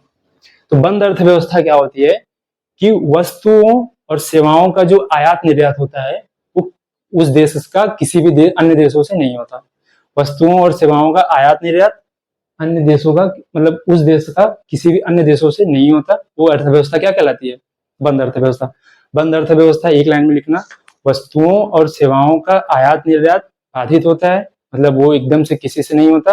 और जो निवेश होता है वो भी बाधित होता है, ना तो ये किसी में निवेश करेगा ना तो इसके यहाँ कोई करेंगे, ना तो इससे कोई सामान खरीदेगा ना तो इसके यहाँ कोई भेजेगा, ठीक है। उसकी अर्थव्यवस्था एकदम क्लोज। वो जितना उत्पादन करेगा वही खाएगा, जितना पैसा उत्पादन कर जितना पैसा करेगा, जितना भी जो भी वस्तु उत्पादन करेगा, जो भी सेवा बनाएगा, जो भी करेगा वो खुद से करेगा, ना तो किसी से लेगा ना तो किसी से देगा, ठीक है। तो बंद अर्थव्यवस्था क्या होती है, बंद अर्थव्यवस्था वस्तुओं और सेवाओं का आयात निर्यात बाधित होता है और निवेश भी यहाँ पे बाधित होता है, ना तो उसके यहाँ कोई निवेश कर सकता है ना तो वो कहीं निवेश करेगा, और ना तो उसके यहाँ वस्तु और सेवाओं का आयात होगा ना तो वस्तु और सेवाओं का वहां से निर्यात होगा। तो बंद अर्थव्यवस्था वो होती है। इसका ठीक अपोजिट होता है खुली अर्थव्यवस्था। खुली अर्थव्यवस्था इसका ठीक अपोजिट है। खुली अर्थव्यवस्था का मतलब जहां पे खुली अर्थव्यवस्था का मतलब कि जहां पे खुली अर्थव्यवस्था का मतलब होता है जहां पे किसी एक देश का अन्य देशों के साथ आयात निर्यात मतलब बिना बाधा के रूप में होता है, मतलब वहां पे बाधा रहित होता है। जैसे कोई एक देश है उसका अन्य देशों के साथ आयात निर्यात होगा, वो किसी अन्य देश में जाके निवेश करेगा, उसके यहाँ कोई निवेश करेगा। तो वर्तमान में लगभग सारी अर्थव्यवस्थाएं जो है ना वो खुली होती है। जैसे हमारे यहाँ गेहूं का उत्पादन अधिक हुआ तो हम दूसरे देश में बेच दिए, हमारे यहाँ दाल का उत्पादन कम है, सरसों का उत्पादन कम है, तिलहन का उत्पादन कम है, तो हम किसी और देश से अपने यहाँ मंगा लिए। तो ऐसी अर्थव्यवस्था क्या होगी, ऐसी अर्थव्यवस्था जो होगी वो खुली अर्थव्यवस्था कहलाती है। यहाँ पे हमारे यहाँ पैसा है, हम किसी और देश में जाकर निवेश कर दिए, वहां पे उत्पादन कर रहे हैं। दूसरी देशों की जो पैसा वाले कंपनी है, मल्टीनेशनल कंपनी, वो हमारे यहाँ आके पूंजी निवेश कर रहे हैं। जैसे एप्पल है, एप्पल आके हमारे यहाँ निवेश की। खुली अर्थव्यवस्था है तभी तो निवेश की, बंद अर्थव्यवस्था रहती तो निवेश भी नहीं होता। तो बंद और खुली समझ गए, आयात निर्यात बाधित होता है, निवेश भी बाधित होता है बंद में। खुली में इसका ठीक उल्टा, मतलब सब खुला होता है, निवेश भी होगा, आयात निर्यात भी होगा वस्तु और सेवाओं का, ठीक है। ये भी हो गया। योजनागत और गैर योजनागत, योजनाओं के आधार पर। जैसे कोई एक देश है, ये योजना का मतलब क्या होता है, प्लानिंग। योजनाओं के आधार पे प्लानिंग के रूप में, जैसे कोई एक देश है वो प्लान किया कि जैसे हमारा जो भी आय है उसका, जैसे आप हो, आप अगर स्टूडेंट हो, आप पढ़ लिख रहे हो, तो आपके पास पैसा आता होगा तो आप प्लान करते होगे कि अच्छा इतना पैसा बुक्स में, इतना पैसा रेंट के लिए देना है, इतना पैसा खाने के लिए निकालना है, इतना पैसा हमको मोबाइल रिचार्ज और कपड़ा खरीदना है। तो आप योजनागत रूप में उसको खर्चा करते होगे। तो बस सिंपल सा आधार है, जो प्लानिंग के तहत योजनाओं के आधार पे जो अर्थव्यवस्था काम करती है उसको योजनागत, और जो प्लानिंग नहीं करके बिना योजनाओं के, जैसे कुछ लोग होते हैं सैलरी आ गई, उनको कोई योजना है ही नहीं कि हमको कितना कहाँ खर्चा करना है, कर रहे हैं और लास्ट होते होते उधारी, क्रेडिट कार्ड, ये वो तीन तेरह कर रहे हैं, ठीक है। तो वो गैर योजनागत होते हैं, उनकी कोई योजना है ही नहीं। उनको बस ये है कि पैसा आ रहा है, खाओ पियो मौज करो, चारवाक दर्शन में जी रहे हैं, ठीक है। तो बिना योजनागत। तो ऐसी अर्थव्यवस्था जो योजनाओं के आधार पर चलती है, योजना बनाती है कि मेरा आय इतना है तो व्यय कहाँ कहाँ करना है, योजनाओं के आधार पे। तो ऐसी अर्थव्यवस्था की योजनागत, और जो बिना प्लानिंग के काम करती है उसको क्या कहते हैं, गैर योजनागत अर्थव्यवस्था। ये भी हो गई। क्षेत्र के आधार पे एक कृषि आधारित अर्थव्यवस्था होगी, एक उद्योग आधारित अर्थव्यवस्था होगी, एक सेवा आधारित अर्थव्यवस्था होगी। कृषि आधारित अर्थव्यवस्था का मतलब क्या होता है, कृषि आधारित अर्थव्यवस्था वो अर्थव्यवस्था होती है जहां पे जो है जीडीपी में, जैसे कोई भी देश है जिसका जीडीपी में योगदान 50% से अधिक है कृषि क्षेत्र का, तो कृषि आधारित। अगर जीडीपी में 50% से अधिक उद्योग का योगदान है तो उद्योग आधारित हो जाएगी। अगर किसी भी अर्थव्यवस्था में 50% से अधिक योगदान सेवा का है तो सेवा आधारित अर्थव्यवस्था हो जाएगी। सिंपल सा बात है। किसी भी अर्थव्यवस्था में अगर कृषि क्षेत्र का योगदान 50% से अधिक है तो वो कृषि आधारित अर्थव्यवस्था। किसी भी अर्थव्यवस्था में अगर उद्योग का हिस्सेदारी 50% से अधिक है तो उद्योग आधारित अर्थव्यवस्था। किसी भी अर्थव्यवस्था में यदि सेवा क्षेत्र का मतलब सेवा क्षेत्र की भागीदारी अगर 50% से अधिक है तो वो सेवा आधारित अर्थव्यवस्था हो जाएगी। ठीक है, क्षेत्र के आधार पे ये 3 प्रकार हो गए, लिख लेना एक एक लाइन में क्षेत्र के आधार पे। अब ये लास्ट बचता है पूंजीवादी, समाजवादी और मिश्रित। इन 3 चीजों को समझेंगे एक एक करके, खत्म हो जाएगा। फिर उसके बाद एक लास्ट टॉपिक आपको बच जाएगा, प्राइमरी, सेकेंडरी और टर्शियरी सेक्टर क्या होती है, मतलब सेक्टर ऑफ इकोनॉमी। उसके बाद आपका चैप्टर ये कंप्लीट हो जाएगा। फिर आपको हम कुछ क्वेश्चन कराएंगे और क्वेश्चन को आप आसानी से कर पाओगे। ठीक है, तो अब हेडिंग देते हैं हम। अभी आपका ये बचा था ना उत्पादन के आधार पे, तो पूंजीवादी, समाजवादी वो मिश्रित अर्थव्यवस्था। हम एक परिभाषा लिखते हैं यहाँ पे, पहले सिंपल समझिएगा। क्या उत्पादन करना है, ठीक है, कितना उत्पादन करना है, और जो भी उत्पादन हुआ है मतलब उत्पादित, जो भी उत्पादन कर लिए है, उत्पादित वस्तु और सेवा का मूल्य क्या होगा।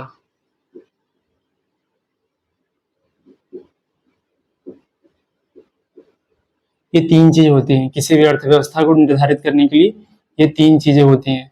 ठीक है, हम बात कर रहे हैं उत्पादन के आधार पे। उत्पादन के आधार पे 3 प्रकार की अर्थव्यवस्था होती है। कौन कौन? पूंजीवादी, समाजवादी और मिश्रित। तो यहाँ पे 3 चीजें हैं, क्या उत्पादन करना है, कितना उत्पादन करना है, और उत्पादित वस्तु और सेवा का मूल्य क्या होगा। ठीक है, ये 3 चीजें किसी भी अर्थव्यवस्था को निर्धारित करती हैं। ये 3 चीजें होती हैं उत्पादन के आधार पे। 3 चीजें होती हैं, क्या उत्पादन करना है, कितना उत्पादन करना है, और उत्पादित वस्तु और सेवा का क्या होगा, मूल्य क्या होगा। अब पूंजीवादी किसे कहेंगे, समाजवादी किसे कहेंगे और मिश्रित किसे कहेंगे। अगर इन तीनों चीजों का निर्धारण अगर बाजार कर रही है, जैसे बाजार ये डिसाइड कर रही है कि इस वस्तु का मूल्य क्या होगा, या इस वस्तु का उत्पादन कितना करना है, या इस वस्तु का, या कौन सी वस्तु का उत्पादन करना है, अगर ये बाजार निर्धारित कर रही है, अगर इन तीनों चीजों का अगर निर्धारण अगर बाजार कर रही है, देखो सिंपल सा एक चीज समझना, क्या उत्पादन करना है, कितना उत्पादन करना है, और उत्पादित जो भी वस्तु है या सेवा है उसका कितना मूल्य होगा। इन तीनों चीजों का अगर निर्धारण, अगर इन तीनों चीजों का निर्धारण अगर बाजार कर रही है, बाजार ये डिसाइड कर रही है कि कौन सी वस्तु का उत्पादन करना है, कितना उत्पादन करना है, और जो भी वस्तु है उसका मूल्य क्या होगा, ये अगर बाजार निर्धारित कर रही है तो उसको हम कहेंगे पूंजीवादी अर्थव्यवस्था। ठीक है, इसको हम कहते हैं पूंजीवादी अर्थव्यवस्था। ठीक है, अगर इन्हीं तीनों चीजों का निर्धारण अगर सरकार कर रही है तो ये क्या हो जाएगी, समाजवादी। जैसे सरकार ये डिसाइड कर रही है कि ये मार्कर कितना बनाना है, ये मार्कर का मूल्य कितना रखना है, और ये मार्कर जो है कितना उत्पादन करना है, अगर ये सरकार डिसाइड कर रही है तो ये क्या हो जाएगी, समाजवादी। और अगर यही मार्कर का कितना उत्पादन करना है, इस मार्कर का मूल्य कितना रखना है, या इस मार्कर को जो है कि मतलब कि कितना उत्पादन करना है, और ये सब सारी चीजें अगर ये बाजार निर्धारित करे तो ये क्या हो जाएगी, पूंजीवादी। और जहां पे बाजार और सरकार ये दोनों मिलके अगर दोनों निर्धारण कर रहे हैं, बाजार और सरकार दोनों मिलकर निर्धारण कर रहे हैं, वो अर्थव्यवस्था क्या हो जाएगी, मिश्रित।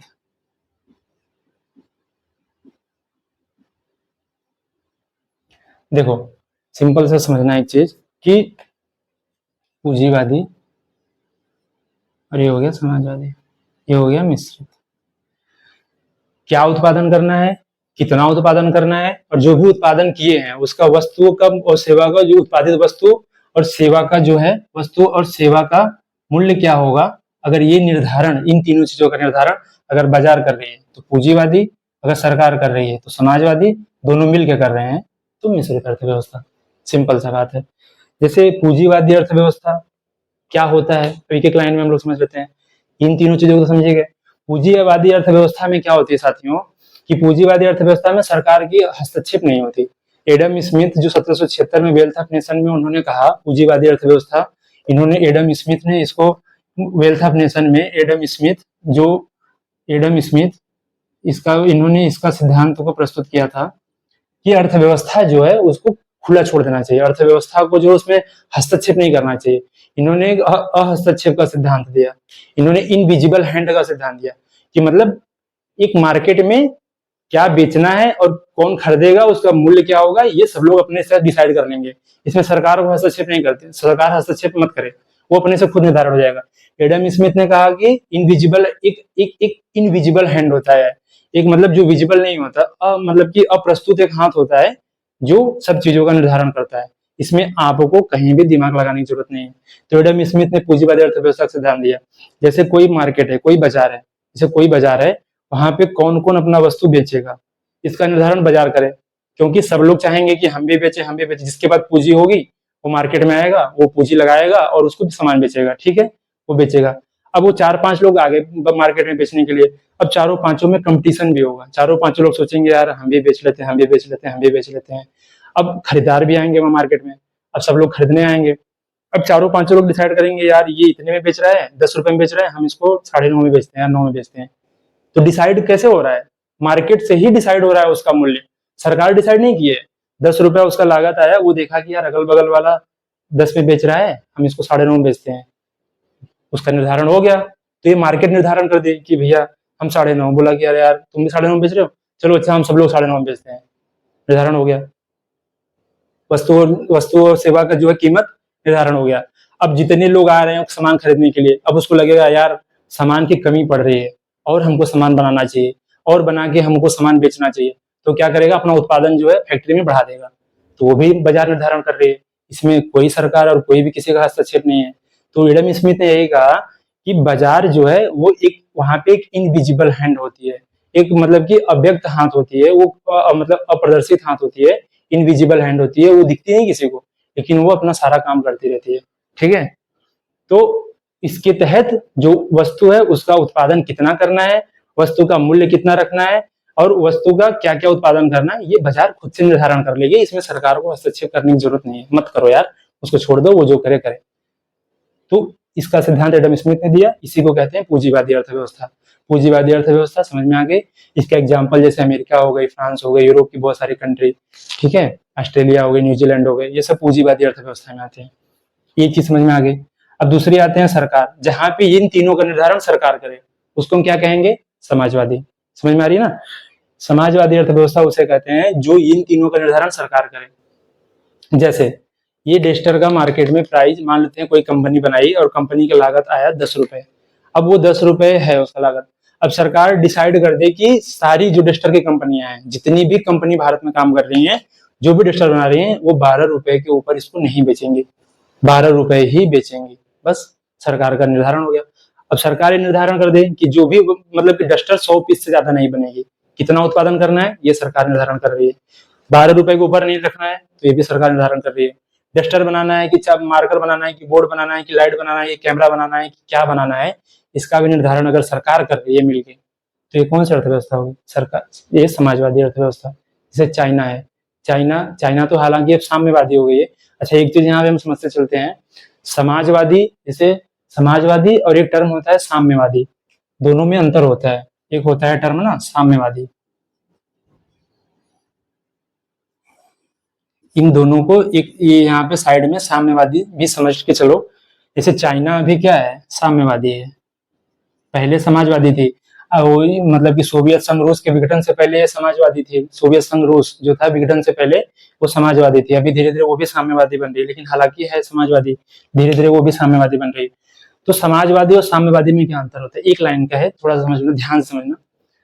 समाजवादी क्या होता है, समाजवादी में जैसे आपके पास 10 रुपया है, आपके घर में 5 लोग हैं, 2-2 रुपए बांट दिए, समाजवादी, ये हो गया समाजवादी विचारधारा, कि जितना भी मेरे पास है, जितने भी लोग हैं उनको बराबर बराबर बराबर बराबर बांट दिए, ये हो गया समाजवादी।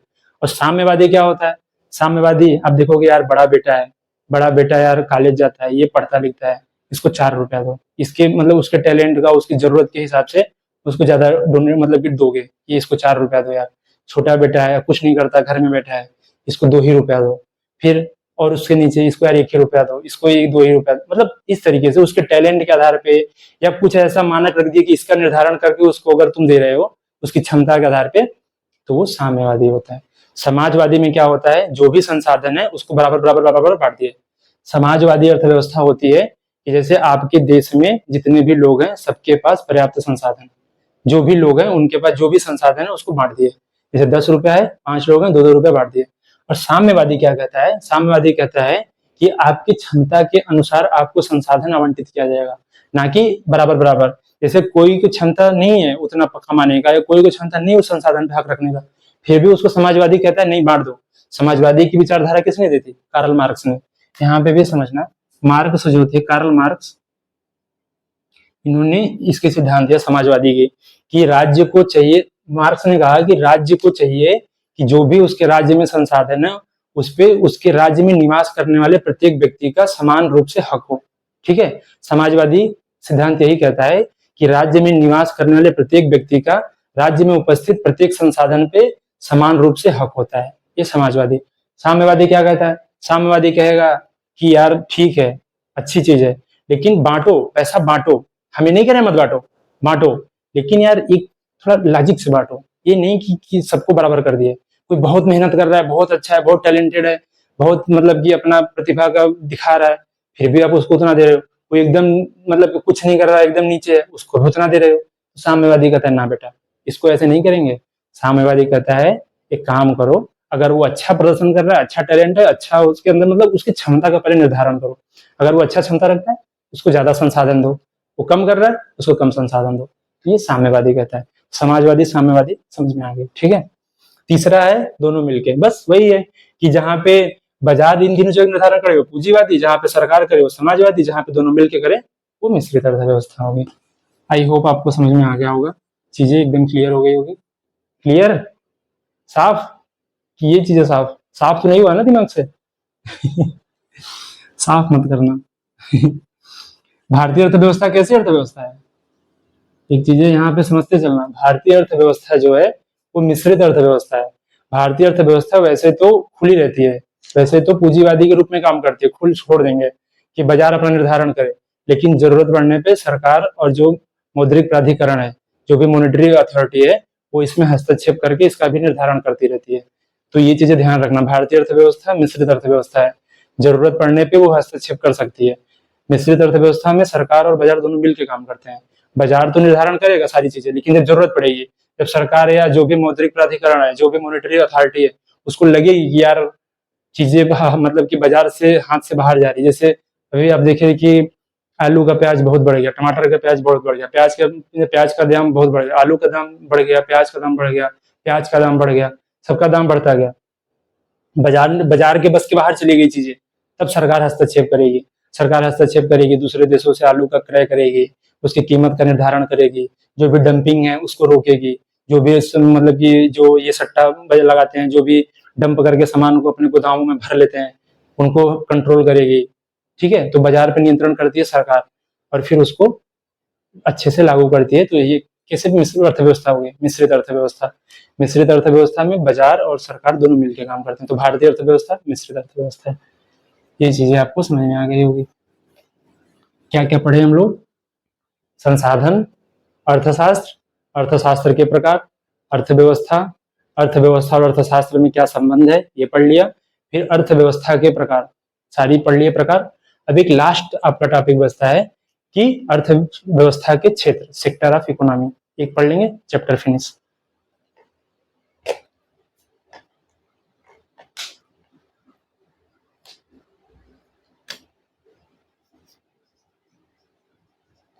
सेक्टर ऑफ इकोनॉमी, अर्थव्यवस्था के क्षेत्र।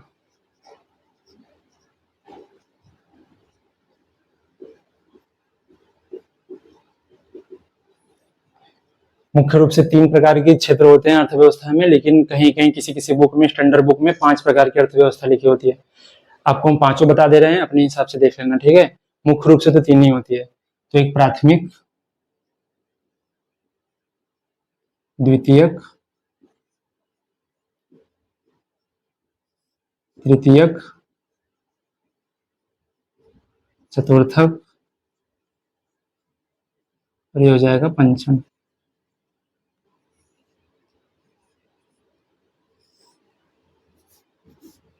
Primary, secondary, third, tertiary. मुख्य रूप से ये 3 होते हैं, ये भी 2 होते हैं, ध्यान में रख लेना, आपको काम देगा, ठीक है। आपको अगर कोई पूछ दिया कि अर्थव्यवस्था, आप थोड़ा बता देंगे, आपका माहौल टाइट हो जाएगा, आपको लगेगा कि अरे यार बहुत लड़का को आता है, बहुत ही छात्र को आता है, बहुत समझदार है ये। तो ठीक है, 3 तो होती हैं, लेकिन यहाँ पे 2 और समझ लेंगे तो मेरा मतलब थोड़ा सा नॉलेज में वृद्धि हो जाएगी आपके, कि हाँ यार ये भी 2 होता है। समझने में क्या जाता है, पढ़ना, पठन पाठन तो एक मजेदार विषय है यार। आप भी जितना सीखेंगे आपको मजा आएगा, हम भी पढ़ा रहे हैं, हमको भी आनंद आ रहा है, मिल के पढ़ते हैं, मिल के सीखते हैं। तो प्राथमिक अर्थव्यवस्था क्या होती है, द्वितीयक अर्थव्यवस्था क्या होती है, तृतीयक क्या होती है, चतुर्थक क्या होती है और पंचम क्या होती है। एक एक लाइन की परिभाषा है, देख लेते हैं, आपका चैप्टर यहीं पे फिनिश हो जाएगा। प्राथमिक अर्थव्यवस्था, प्राथमिक अर्थव्यवस्था वो अर्थव्यवस्था होती है जहां पे प्राकृतिक संसाधनों का डायरेक्ट प्रयोग किया जाता है। जैसे सिंपल सा चीज समझना, जैसे प्राकृतिक संसाधन है भूमि, प्राकृतिक संसाधन है खनिज, प्राकृतिक संसाधन है हमारा जल, ये सब हमारे प्राकृतिक संसाधन है। तो प्राकृतिक संसाधनों का प्रयोग हम डायरेक्ट अगर कर रहे हैं तो वो कौन सी अर्थव्यवस्था होती है, वो कौन सा अर्थव्यवस्था के क्षेत्र होते हैं, प्राथमिक क्षेत्र। कौन सा क्षेत्र होता है, वो प्राथमिक क्षेत्र। मतलब कि सिंपल सा, कि अर्थव्यवस्था का वह क्षेत्र जहां पे प्राकृतिक संसाधनों का सीधे रूप से प्रयोग होता है। प्राकृतिक संसाधन जैसे गेहूं है, गेहूं काटे, गेहूं को दाए, गेहूं को लेके आ गए, खत्म। तो ये हमारा क्या है, प्राथमिक क्षेत्र है। इसमें क्या क्या आता है, प्राथमिक क्षेत्र में आता है आपका कृषि, कृषि हमारा कौन से क्षेत्र में आता है, कृषि प्राथमिक क्षेत्र है। खनिज, हम हमारा जो प्राकृतिक संसाधन क्या होता है, खनिज हमारा प्राकृतिक संसाधन है, हमने संसाधन में पढ़ा था, तो कृषि हो गया। खनन, जो हम खनिज का खनन कर रहे हैं, खनन, उत्खनन, वानिकी, वानिकी मतलब फॉरेस्ट्री, जो भी जल जंगल जमीन ये सब है। तो कृषि हो गया, खनन हो गया, उत्खनन हो गया, वानिकी हो गया, मत्स्य पालन, ये भी प्राकृतिक संसाधन है। तो ये हमारा कौन से क्षेत्र में आएगा, जैसे कृषि हो गया, खनन, उत्खनन, वानिकी, मत्स्य पालन, ये हमारा कौन सा क्षेत्र है, प्राथमिक क्षेत्र। प्राथमिक क्षेत्र कुछ नहीं होता, प्राथमिक क्षेत्र सिंपल से ये होता है कि जहां पे हम प्राकृतिक संसाधनों का सीधा प्रयोग कर लेते हैं, वो हमारा प्राकृतिक संसाधन क्या क्या आता है, कृषि, खनन, उत्खनन, वानिकी, मत्स्य पालन। ये चीजें आप लोग ध्यान रखना, एग्जाम में पूछता है कि खनन, उत्खनन, खनन और उत्खनन कौन से क्षेत्र में आता है। तो खनन और उत्खनन कौन से क्षेत्र में आता है, प्राथमिक। वानिकी कौन से क्षेत्र में आता है, प्राथमिक। कृषि प्राथमिक, मत्स्य पालन प्राथमिक। जोर से बोलो यार, एनर्जी डाउन हो गई। यार डाउन नहीं करना है भाई, पढ़ना है, सीखना है और हमको एग्जाम निकालना है। तो खनन उत्खनन कहाँ है, प्राथमिक क्षेत्र में। वानिकी कहाँ है, प्राथमिक क्षेत्र में। मत्स्य पालन कहाँ है, प्राथमिक क्षेत्र में। कृषि कहाँ है, प्राथमिक क्षेत्र में। प्राथमिक क्षेत्र का मतलब ये होता है जो भी प्राकृतिक संसाधन है सीधे उठाए उसको और अपने यूज में ले लिए, वो हो गया। जैसे मत्स्य पालन किए तो उसमें हम जल का उपयोग किए, मतलब कि जो भी हमारा संसाधन है प्राकृतिक संसाधनों का उपयोग किए और सीधे उसको अपने यूज में ले लिए, तो ये हमारा कौन से क्षेत्र में आ गया, प्राथमिक क्षेत्र। द्वितीय क्षेत्र में क्या होता है, द्वितीय क्षेत्र में प्राथमिक क्षेत्र को जो है कच्चे माल के रूप में उपयोग किया जाता है। द्वितीय क्षेत्र वह क्षेत्र होता है जहां पे प्राथमिक क्षेत्र को कच्चे माल के रूप में उपयोग किया जाता है, उसको हम कहते हैं द्वितीय क्षेत्र। द्वितीय क्षेत्र का मतलब ये हो गया कि जैसे प्राथमिक क्षेत्र से हमको मिट्टी मिला, अब मिट्टी तो यहाँ से लिए प्राथमिक क्षेत्र से, क्योंकि वो प्राकृतिक संसाधन है तो प्राथमिक क्षेत्र में है। मिट्टी को हम लिए और मिट्टी से भट्टा पे गया वो और ईंट बन गया, निर्माण हो गया, विनिर्माण हो गया, तो उसमें कुछ ना कुछ पैसा, उसका मूल्य जो है बढ़ गया। मिट्टी लिए 300 रुपए ट्राली, उसमें बना दिया हम एक ट्राली, वो एक ट्राली बना दी हम ईंट, और एक ट्राली ईंट का कीमत हो गया 12,000 14,000, तो हमने उसमें मूल्य का वर्धन कर दिया। तो जो भी द्वितीय क्षेत्र में वो चला गया, जो भी निर्माण हो रहा है, जो भी विनिर्माण हो रहा है, ठीक है, जो भी निर्माण है, विनिर्माण है, विद्युत है, विद्युत में क्या हो रहा है, प्राथमिक क्षेत्र का उपयोग करके हम उसको बना रहे हैं, तो विद्युत हो गया, गैस हो गया, जलापूर्ति हो गई, तो ये सब क्या हो गई द्वितीय क्षेत्र में। द्वितीय क्षेत्र क्या होता है, प्राथमिक क्षेत्र का, द्वितीय क्षेत्र वह क्षेत्र होता है जहाँ पे प्राथमिक क्षेत्र को कच्चे माल के रूप में उपयोग किया जाता है। जैसे कृषि से हमने गेहूं का पैदावार पैदा किया और गेहूं को पैदा करके उसको हम पीस के आटा बनाए और आटा को पैकेट में पैक करके आशीर्वाद ये वो पतंजलि और पंसारी ये सब में बेच दिए, तो वो कहाँ चला गया? द्वितीयक क्षेत्र में। तो द्वितीयक क्षेत्र वह क्षेत्र होता है जहाँ पे प्राथमिक क्षेत्र से जो भी मतलब जो प्राथमिक क्षेत्र से जो भी उत्पादन हो रहा है उसको कच्चे माल के रूप में यहाँ पे उपयोग करते हैं, तो द्वितीयक क्षेत्र हो गया। द्वितीयक क्षेत्र में क्या क्या आता है, ध्यान से समझना। द्वितीयक क्षेत्र में निर्माण, किसी भी चीज का निर्माण कर रहे हैं, निर्माण, विनिर्माण, विद्युत, गैस, जलापूर्ति, ठीक है, और बहुत सारी चीज आती है। तो सिंपल सा एक चीज समझना है कि प्राथमिक क्षेत्र वह क्षेत्र है जहाँ पे प्राकृतिक संसाधनों का सीधे प्रयोग कर लिया जाता है, वो प्राथमिक क्षेत्र। द्वितीयक क्षेत्र वह क्षेत्र होता है जहाँ पे प्राथमिक क्षेत्र में जो भी वस्तु उत्पादन हो रहा है उसका यहाँ पे कच्चे माल के रूप में यहाँ पे उपयोग किया जा रहा है, द्वितीयक क्षेत्र हो गया। अब तृतीयक क्षेत्र पे बात करते हैं। तृतीयक क्षेत्र जो होता है ना, ये दिखता नहीं है, तृतीयक क्षेत्र अदृश्य होता है। जैसे हम आपको पढ़ा रहे हैं, हम आपको शिक्षा दे रहे हैं, तो आपको ये शिक्षा मतलब शिक्षा तो दे रहे हैं, शिक्षा दिख रही है क्या? तो ये तो दिख रही है कि हम पढ़ा रहे हैं, लेकिन हम आपको अगर शिक्षा दे रहे हैं, आपको सेवा दे रहे हैं, तो सेवा दिखती नहीं है, सेवा अदृश्य होती है, ठीक है। सेवा जो है अदृश्य होती है। तृतीयक क्षेत्र में वो होता है, तृतीयक क्षेत्र वो क्षेत्र होता है जहाँ पे हमको कोई चीज दिखती नहीं है, तृतीयक क्षेत्र में सेवाएं दी जाती है। तृतीयक क्षेत्र में क्या होती है? तृतीयक क्षेत्र में सेवाएं दी, जैसे बैंक है, बैंक में बहुत सारे कर्मचारी काम कर रहे हैं, बैंक में बहुत सारे तंत्र काम कर रही हैं, आप गए वहां पे सुविधा लिए, सुविधा लेके चले आए, वो कौन सा क्षेत्र है? तृतीयक क्षेत्र। वो आपको दिख नहीं रहा कि सुविधा में क्या लिए भाई, सुविधा लिए चले आए, वो आपको सेवा दे रही है, सेवा क्षेत्र आती है, वो आपको सेवा दे, जैसे हम आपको पढ़ा रहे हैं, हम आपको सेवा दे रहे हैं। कोई होटल हो गया, आप वहां गए, खाना खाए, खाना खा के चले आए, होटल क्या कर रहा है? आपको सुविधा दे रहा है, सेवा दे रहा है, तो तृतीयक क्षेत्र में आ गया। तृतीयक क्षेत्र में क्या आएगा? जैसे बैंक हो गया, होटल हो गया, रेस्तरा हो गया, तो ये सब सारी चीजें जो इनविजिबल है, जो आपको सेवाएं दे रही हैं, वो कौन से क्षेत्र में आ जाएगी? तृतीयक क्षेत्र में। तो तृतीयक क्षेत्र में कौन से क्षेत्र होता है? सेवा क्षेत्र। तृतीयक क्षेत्र को हम लोग सेवा क्षेत्र भी कहते हैं। इसमें क्या क्या आता है? जैसे बैंक हो गया, ठीक है, बैंक हो गया, शिक्षा हो गया, होटल हो गई, होटल, रेस्तरां, ये सब जो हो गए वो तृतीय क्षेत्र में आती है। तो प्राथमिक क्षेत्र, द्वितीय क्षेत्र, तृतीय क्षेत्र आसानी से समझिए, ठीक है। चतुर्थ क्षेत्र क्या है? तृतीय क्षेत्र का ही थोड़ा सा ये क्या होता है? उन्नत रूप होता है। तृतीय क्षेत्र का ही थोड़ा सा और इसको थोड़ा सा मतलब कि मिर्च मसाला लगा दें, थोड़ा सा और उन्नत कर दें, तो ये थोड़ा सा प्यूरिफाई कर दें और तो थोड़ा चतुर्थ क्षेत्र हो जाता है। चतुर्थ क्षेत्र क्या है? चतुर्थ क्षेत्र वह क्षेत्र होता है, जैसे तृतीय क्षेत्र सेवा क्षेत्र है, जैसे सेवा क्षेत्र में क्या होता है? सेवा क्षेत्र में जैसे आजकल आईटी सेक्टर है, आईटी सेक्टर सॉफ्टवेयर डेवलपमेंट से सॉफ्टवेयर डेवलप कर रही है, तो क्या कर रही है? वो तो अदृश्य है, वो दिख तो रही नहीं है। जैसे आपको कोई कॉल सेंटर पे कोई काम करने वाला व्यक्ति है, कॉल सेंटर पे काम कर रहा है, आप उसको फोन किए, आपको सेवा दिया, आपसे उसका आपकी समस्या का समाधान किया, तो अपनी सेवा दे रहा है, वो तृतीय क्षेत्र में है। तो सेवा क्षेत्र में जो भी जैसे आईटी सेक्टर हो गया, जो भी कॉलिंग हो गया, ये सब जो भी सेक्टर आती है वो सेवा क्षेत्र में आती है। इसी का थोड़ा सा उन्नत रूप जो होता है वो चतुर्थक होता है, चतुर्थक क्षेत्र। चतुर्थक क्षेत्र में क्या होता है कि चतुर्थक क्षेत्र वह क्षेत्र होता है जहां पे सूचना, अभी आज के समय में हमारी जो है देश जो है बहुत तेजी से डाटा पे काम कर रही है, डाटा प्राइवेसी ये वो, तो बहुत सारी चीजें काम कर रही है डाटा पे। तो सूचनाओं का संग्रहण करना चतुर्थक क्षेत्र में क्या होता है? सेवा क्षेत्र में नॉलेज लिया, मतलब सूचनाओं को बस लिया जाता है, उस पर काम किया जाता है। चतुर्थक क्षेत्र में क्या होता है? सूचनाओं का संग्रहण करना, सूचनाओं को पढ़ना, सूचनाओं का मतलब उसको निर्धारण करना कि कौन सी सूचना कौन से काम की है, सूचनाओं को कहाँ उपयोग किया जाता है, और उसी सूचनाओं को अभिव्यक्त करना, मतलब सूचनाओं को अपने पास रखना, सूचनाओं का संग्रहण करना, सूचनाओं को फिल्टर करना, सूचनाओं को समझना कि हाँ ये सूचनाओं का प्रयोग कहाँ कहाँ कर सकते हैं, और उसी सूचनाओं का प्रयोग करके उस व्यक्ति को लाभ पहुंचाना। ये को क्या हो, कौन से क्षेत्र में होगा? ये चतुर्थक क्षेत्र में होगा। चतुर्थक क्षेत्र में क्या होगा? सूचनाओं का संग्रहण करना, सूचनाओं को फिल्टर करना, सूचनाओं को देखना, समझना, पढ़ना, और सूचनाओं को फिर लागू करके कहीं उस व्यक्ति या उस सेवा क्षेत्र को अधिक से अधिक लाभ पहुंचाना।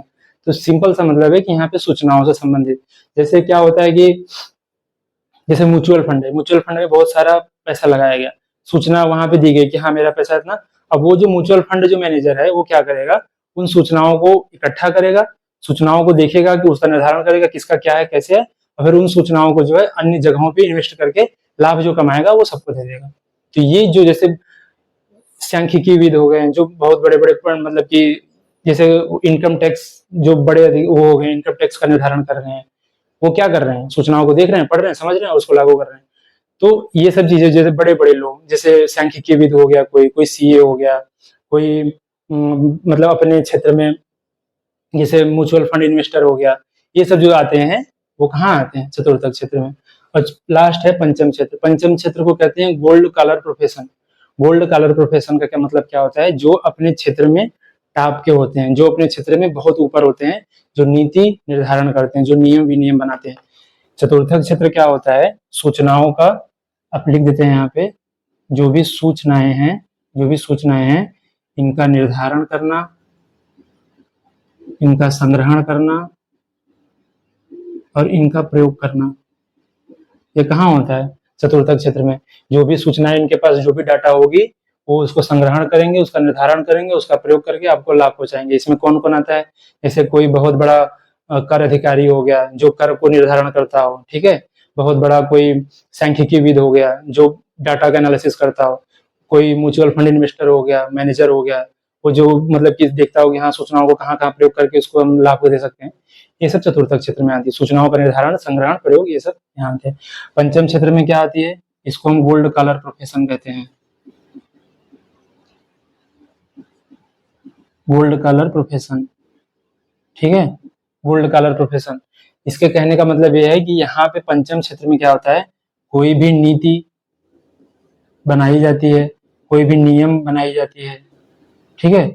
और जैसे कोई कंपनी है, कंपनी का मालिक है, जैसे अंबानी है, तो अंबानी, अनिल अंबानी जो है वो क्या करेंगे, अपनी कंपनी से संबंधित नियम विनियम का निर्धारण करेंगे। तो मिला जुला के कहने का मतलब इतना है कि पंचम क्षेत्र में गोल्ड कॉलर प्रोफेशन अपने अपने क्षेत्र में जो टॉप के होते हैं, जो अपने अपने क्षेत्र में जो टॉप के लेवल के जो मतलब डायरेक्टर होते हैं, वो कहाँ आते हैं, पंचम क्षेत्र में। जैसे कोई सरकारी उच्च पदों पर, जैसे कोई कैबिनेट सचिव है, ठीक है, बहुत बड़े, वो नीति निर्माण कर रहा है, नीतियों का निर्धारण कर रहा है, तो वो कहाँ आ जाएगा, पंचम क्षेत्र में। कोई भी कंपनी है, उसका मैनेजिंग डायरेक्टर है, बहुत बड़े पद पे होता है, वो भी अपने कंपनी संबंधित नियम विनियम बनाता है, तो वो कहाँ आ जाएगा, पंचम क्षेत्र। समझ में आ गई। प्राथमिक क्षेत्र, एक थोड़ा सा रिविजन। प्राथमिक क्षेत्र क्या होता है, जहाँ पे प्राकृतिक संसाधनों का सीधे प्रयोग कर लिया जाए, प्राथमिक क्षेत्र। द्वितीय क्षेत्र, प्राथमिक क्षेत्र से प्राप्त वस्तु का जो है यहाँ पे कच्चे माल के रूप में उपयोग करके उसकी वस्तु में थोड़ा मूल्य में वृद्धि कर दिया जाए। जैसे गेहूं है तो उसको आटा बना के पैक करके बेच दिया जाए, वो कहाँ हो जाएगा, द्वितीय क्षेत्र में। तृतीय क्षेत्र को सेवा क्षेत्र कहते हैं। इसमें क्या होगा, बैंकिंग, शिक्षा, होटल, रेस्तरां, एजुकेशन, ये सब सारी तृतीय क्षेत्र में। चतुर्थक क्षेत्र तृतीय क्षेत्र का थोड़ा सा उन्नत रूप होता है। जो भी सेवा क्षेत्र में जो शामिल सूचनाएं हैं उनको शामिल करना, उनको निर्धारण करना, संग्रहण करना, उनका उपयोग करके उसको लाभ पहुंचाना, ये तृतीय चतुर्थक हो गया। और पंचम क्षेत्र में अपने अपने जो फील्ड में सबसे जो टॉप मोस्ट के जो लेवल के जो नीति निर्माता होते हैं, नीति निर्धारक होते हैं, उनको हम क्या कहते हैं, ये पंचम क्षेत्र में। जैसे मैनेजिंग डायरेक्टर, कोई बहुत बड़ा सरकारी अधिकारी, कैबिनेट सचिव, ये पंचम क्षेत्र में आ गए। ठीक है, हमने क्या क्या पढ़ा साथियों, हमने पढ़ा, पहले सबसे हमने पढ़ा इकोनॉमिक्स क्या है, सबसे पहले पढ़ा हमने अर्थशास्त्र, फिर अर्थशास्त्र के प्रकार पढ़ा, फिर अर्थव्यवस्था पढ़ा, अर्थशास्त्र और अर्थव्यवस्था में क्या संबंध है हमने ये पढ़ा, अर्थव्यवस्था के क्या क्या प्रकार है हमने ये पढ़ा, और अर्थव्यवस्था के कौन कौन से क्षेत्र हैं, प्राथमिक, द्वितीय, तृतीय, चतुर्थक, पंचम, ये सारी चीजें हमने पढ़ ली साथियों। आशा करते हैं आपको इस वीडियो के माध्यम से अब इकोनॉमी और इकोनॉमिक्स में डिफरेंस जो है आपको क्लियर हो गई होगी। आपको एक एक चीजें हमने बहुत बारीकी से रखा है साथियों, और आपसे आशा करते हैं और उम्मीद करते हैं साथियों आप इसको देखेंगे, आप पढ़ेंगे, आप नोट्स बनाएंगे और आप अपनी तैयारी को एक नई धार देंगे और आप तैयारी के लिए प्रिपेयर हो सकेंगे। साथियों ये वीडियो जो है साथियों और अधिक से अधिक लोगों तक पहुंचा दो जो तैयारी को शुरू करने वाला हो, जो तैयारी शुरू कर रहा हो। बहुत बहुत धन्यवाद साथियों।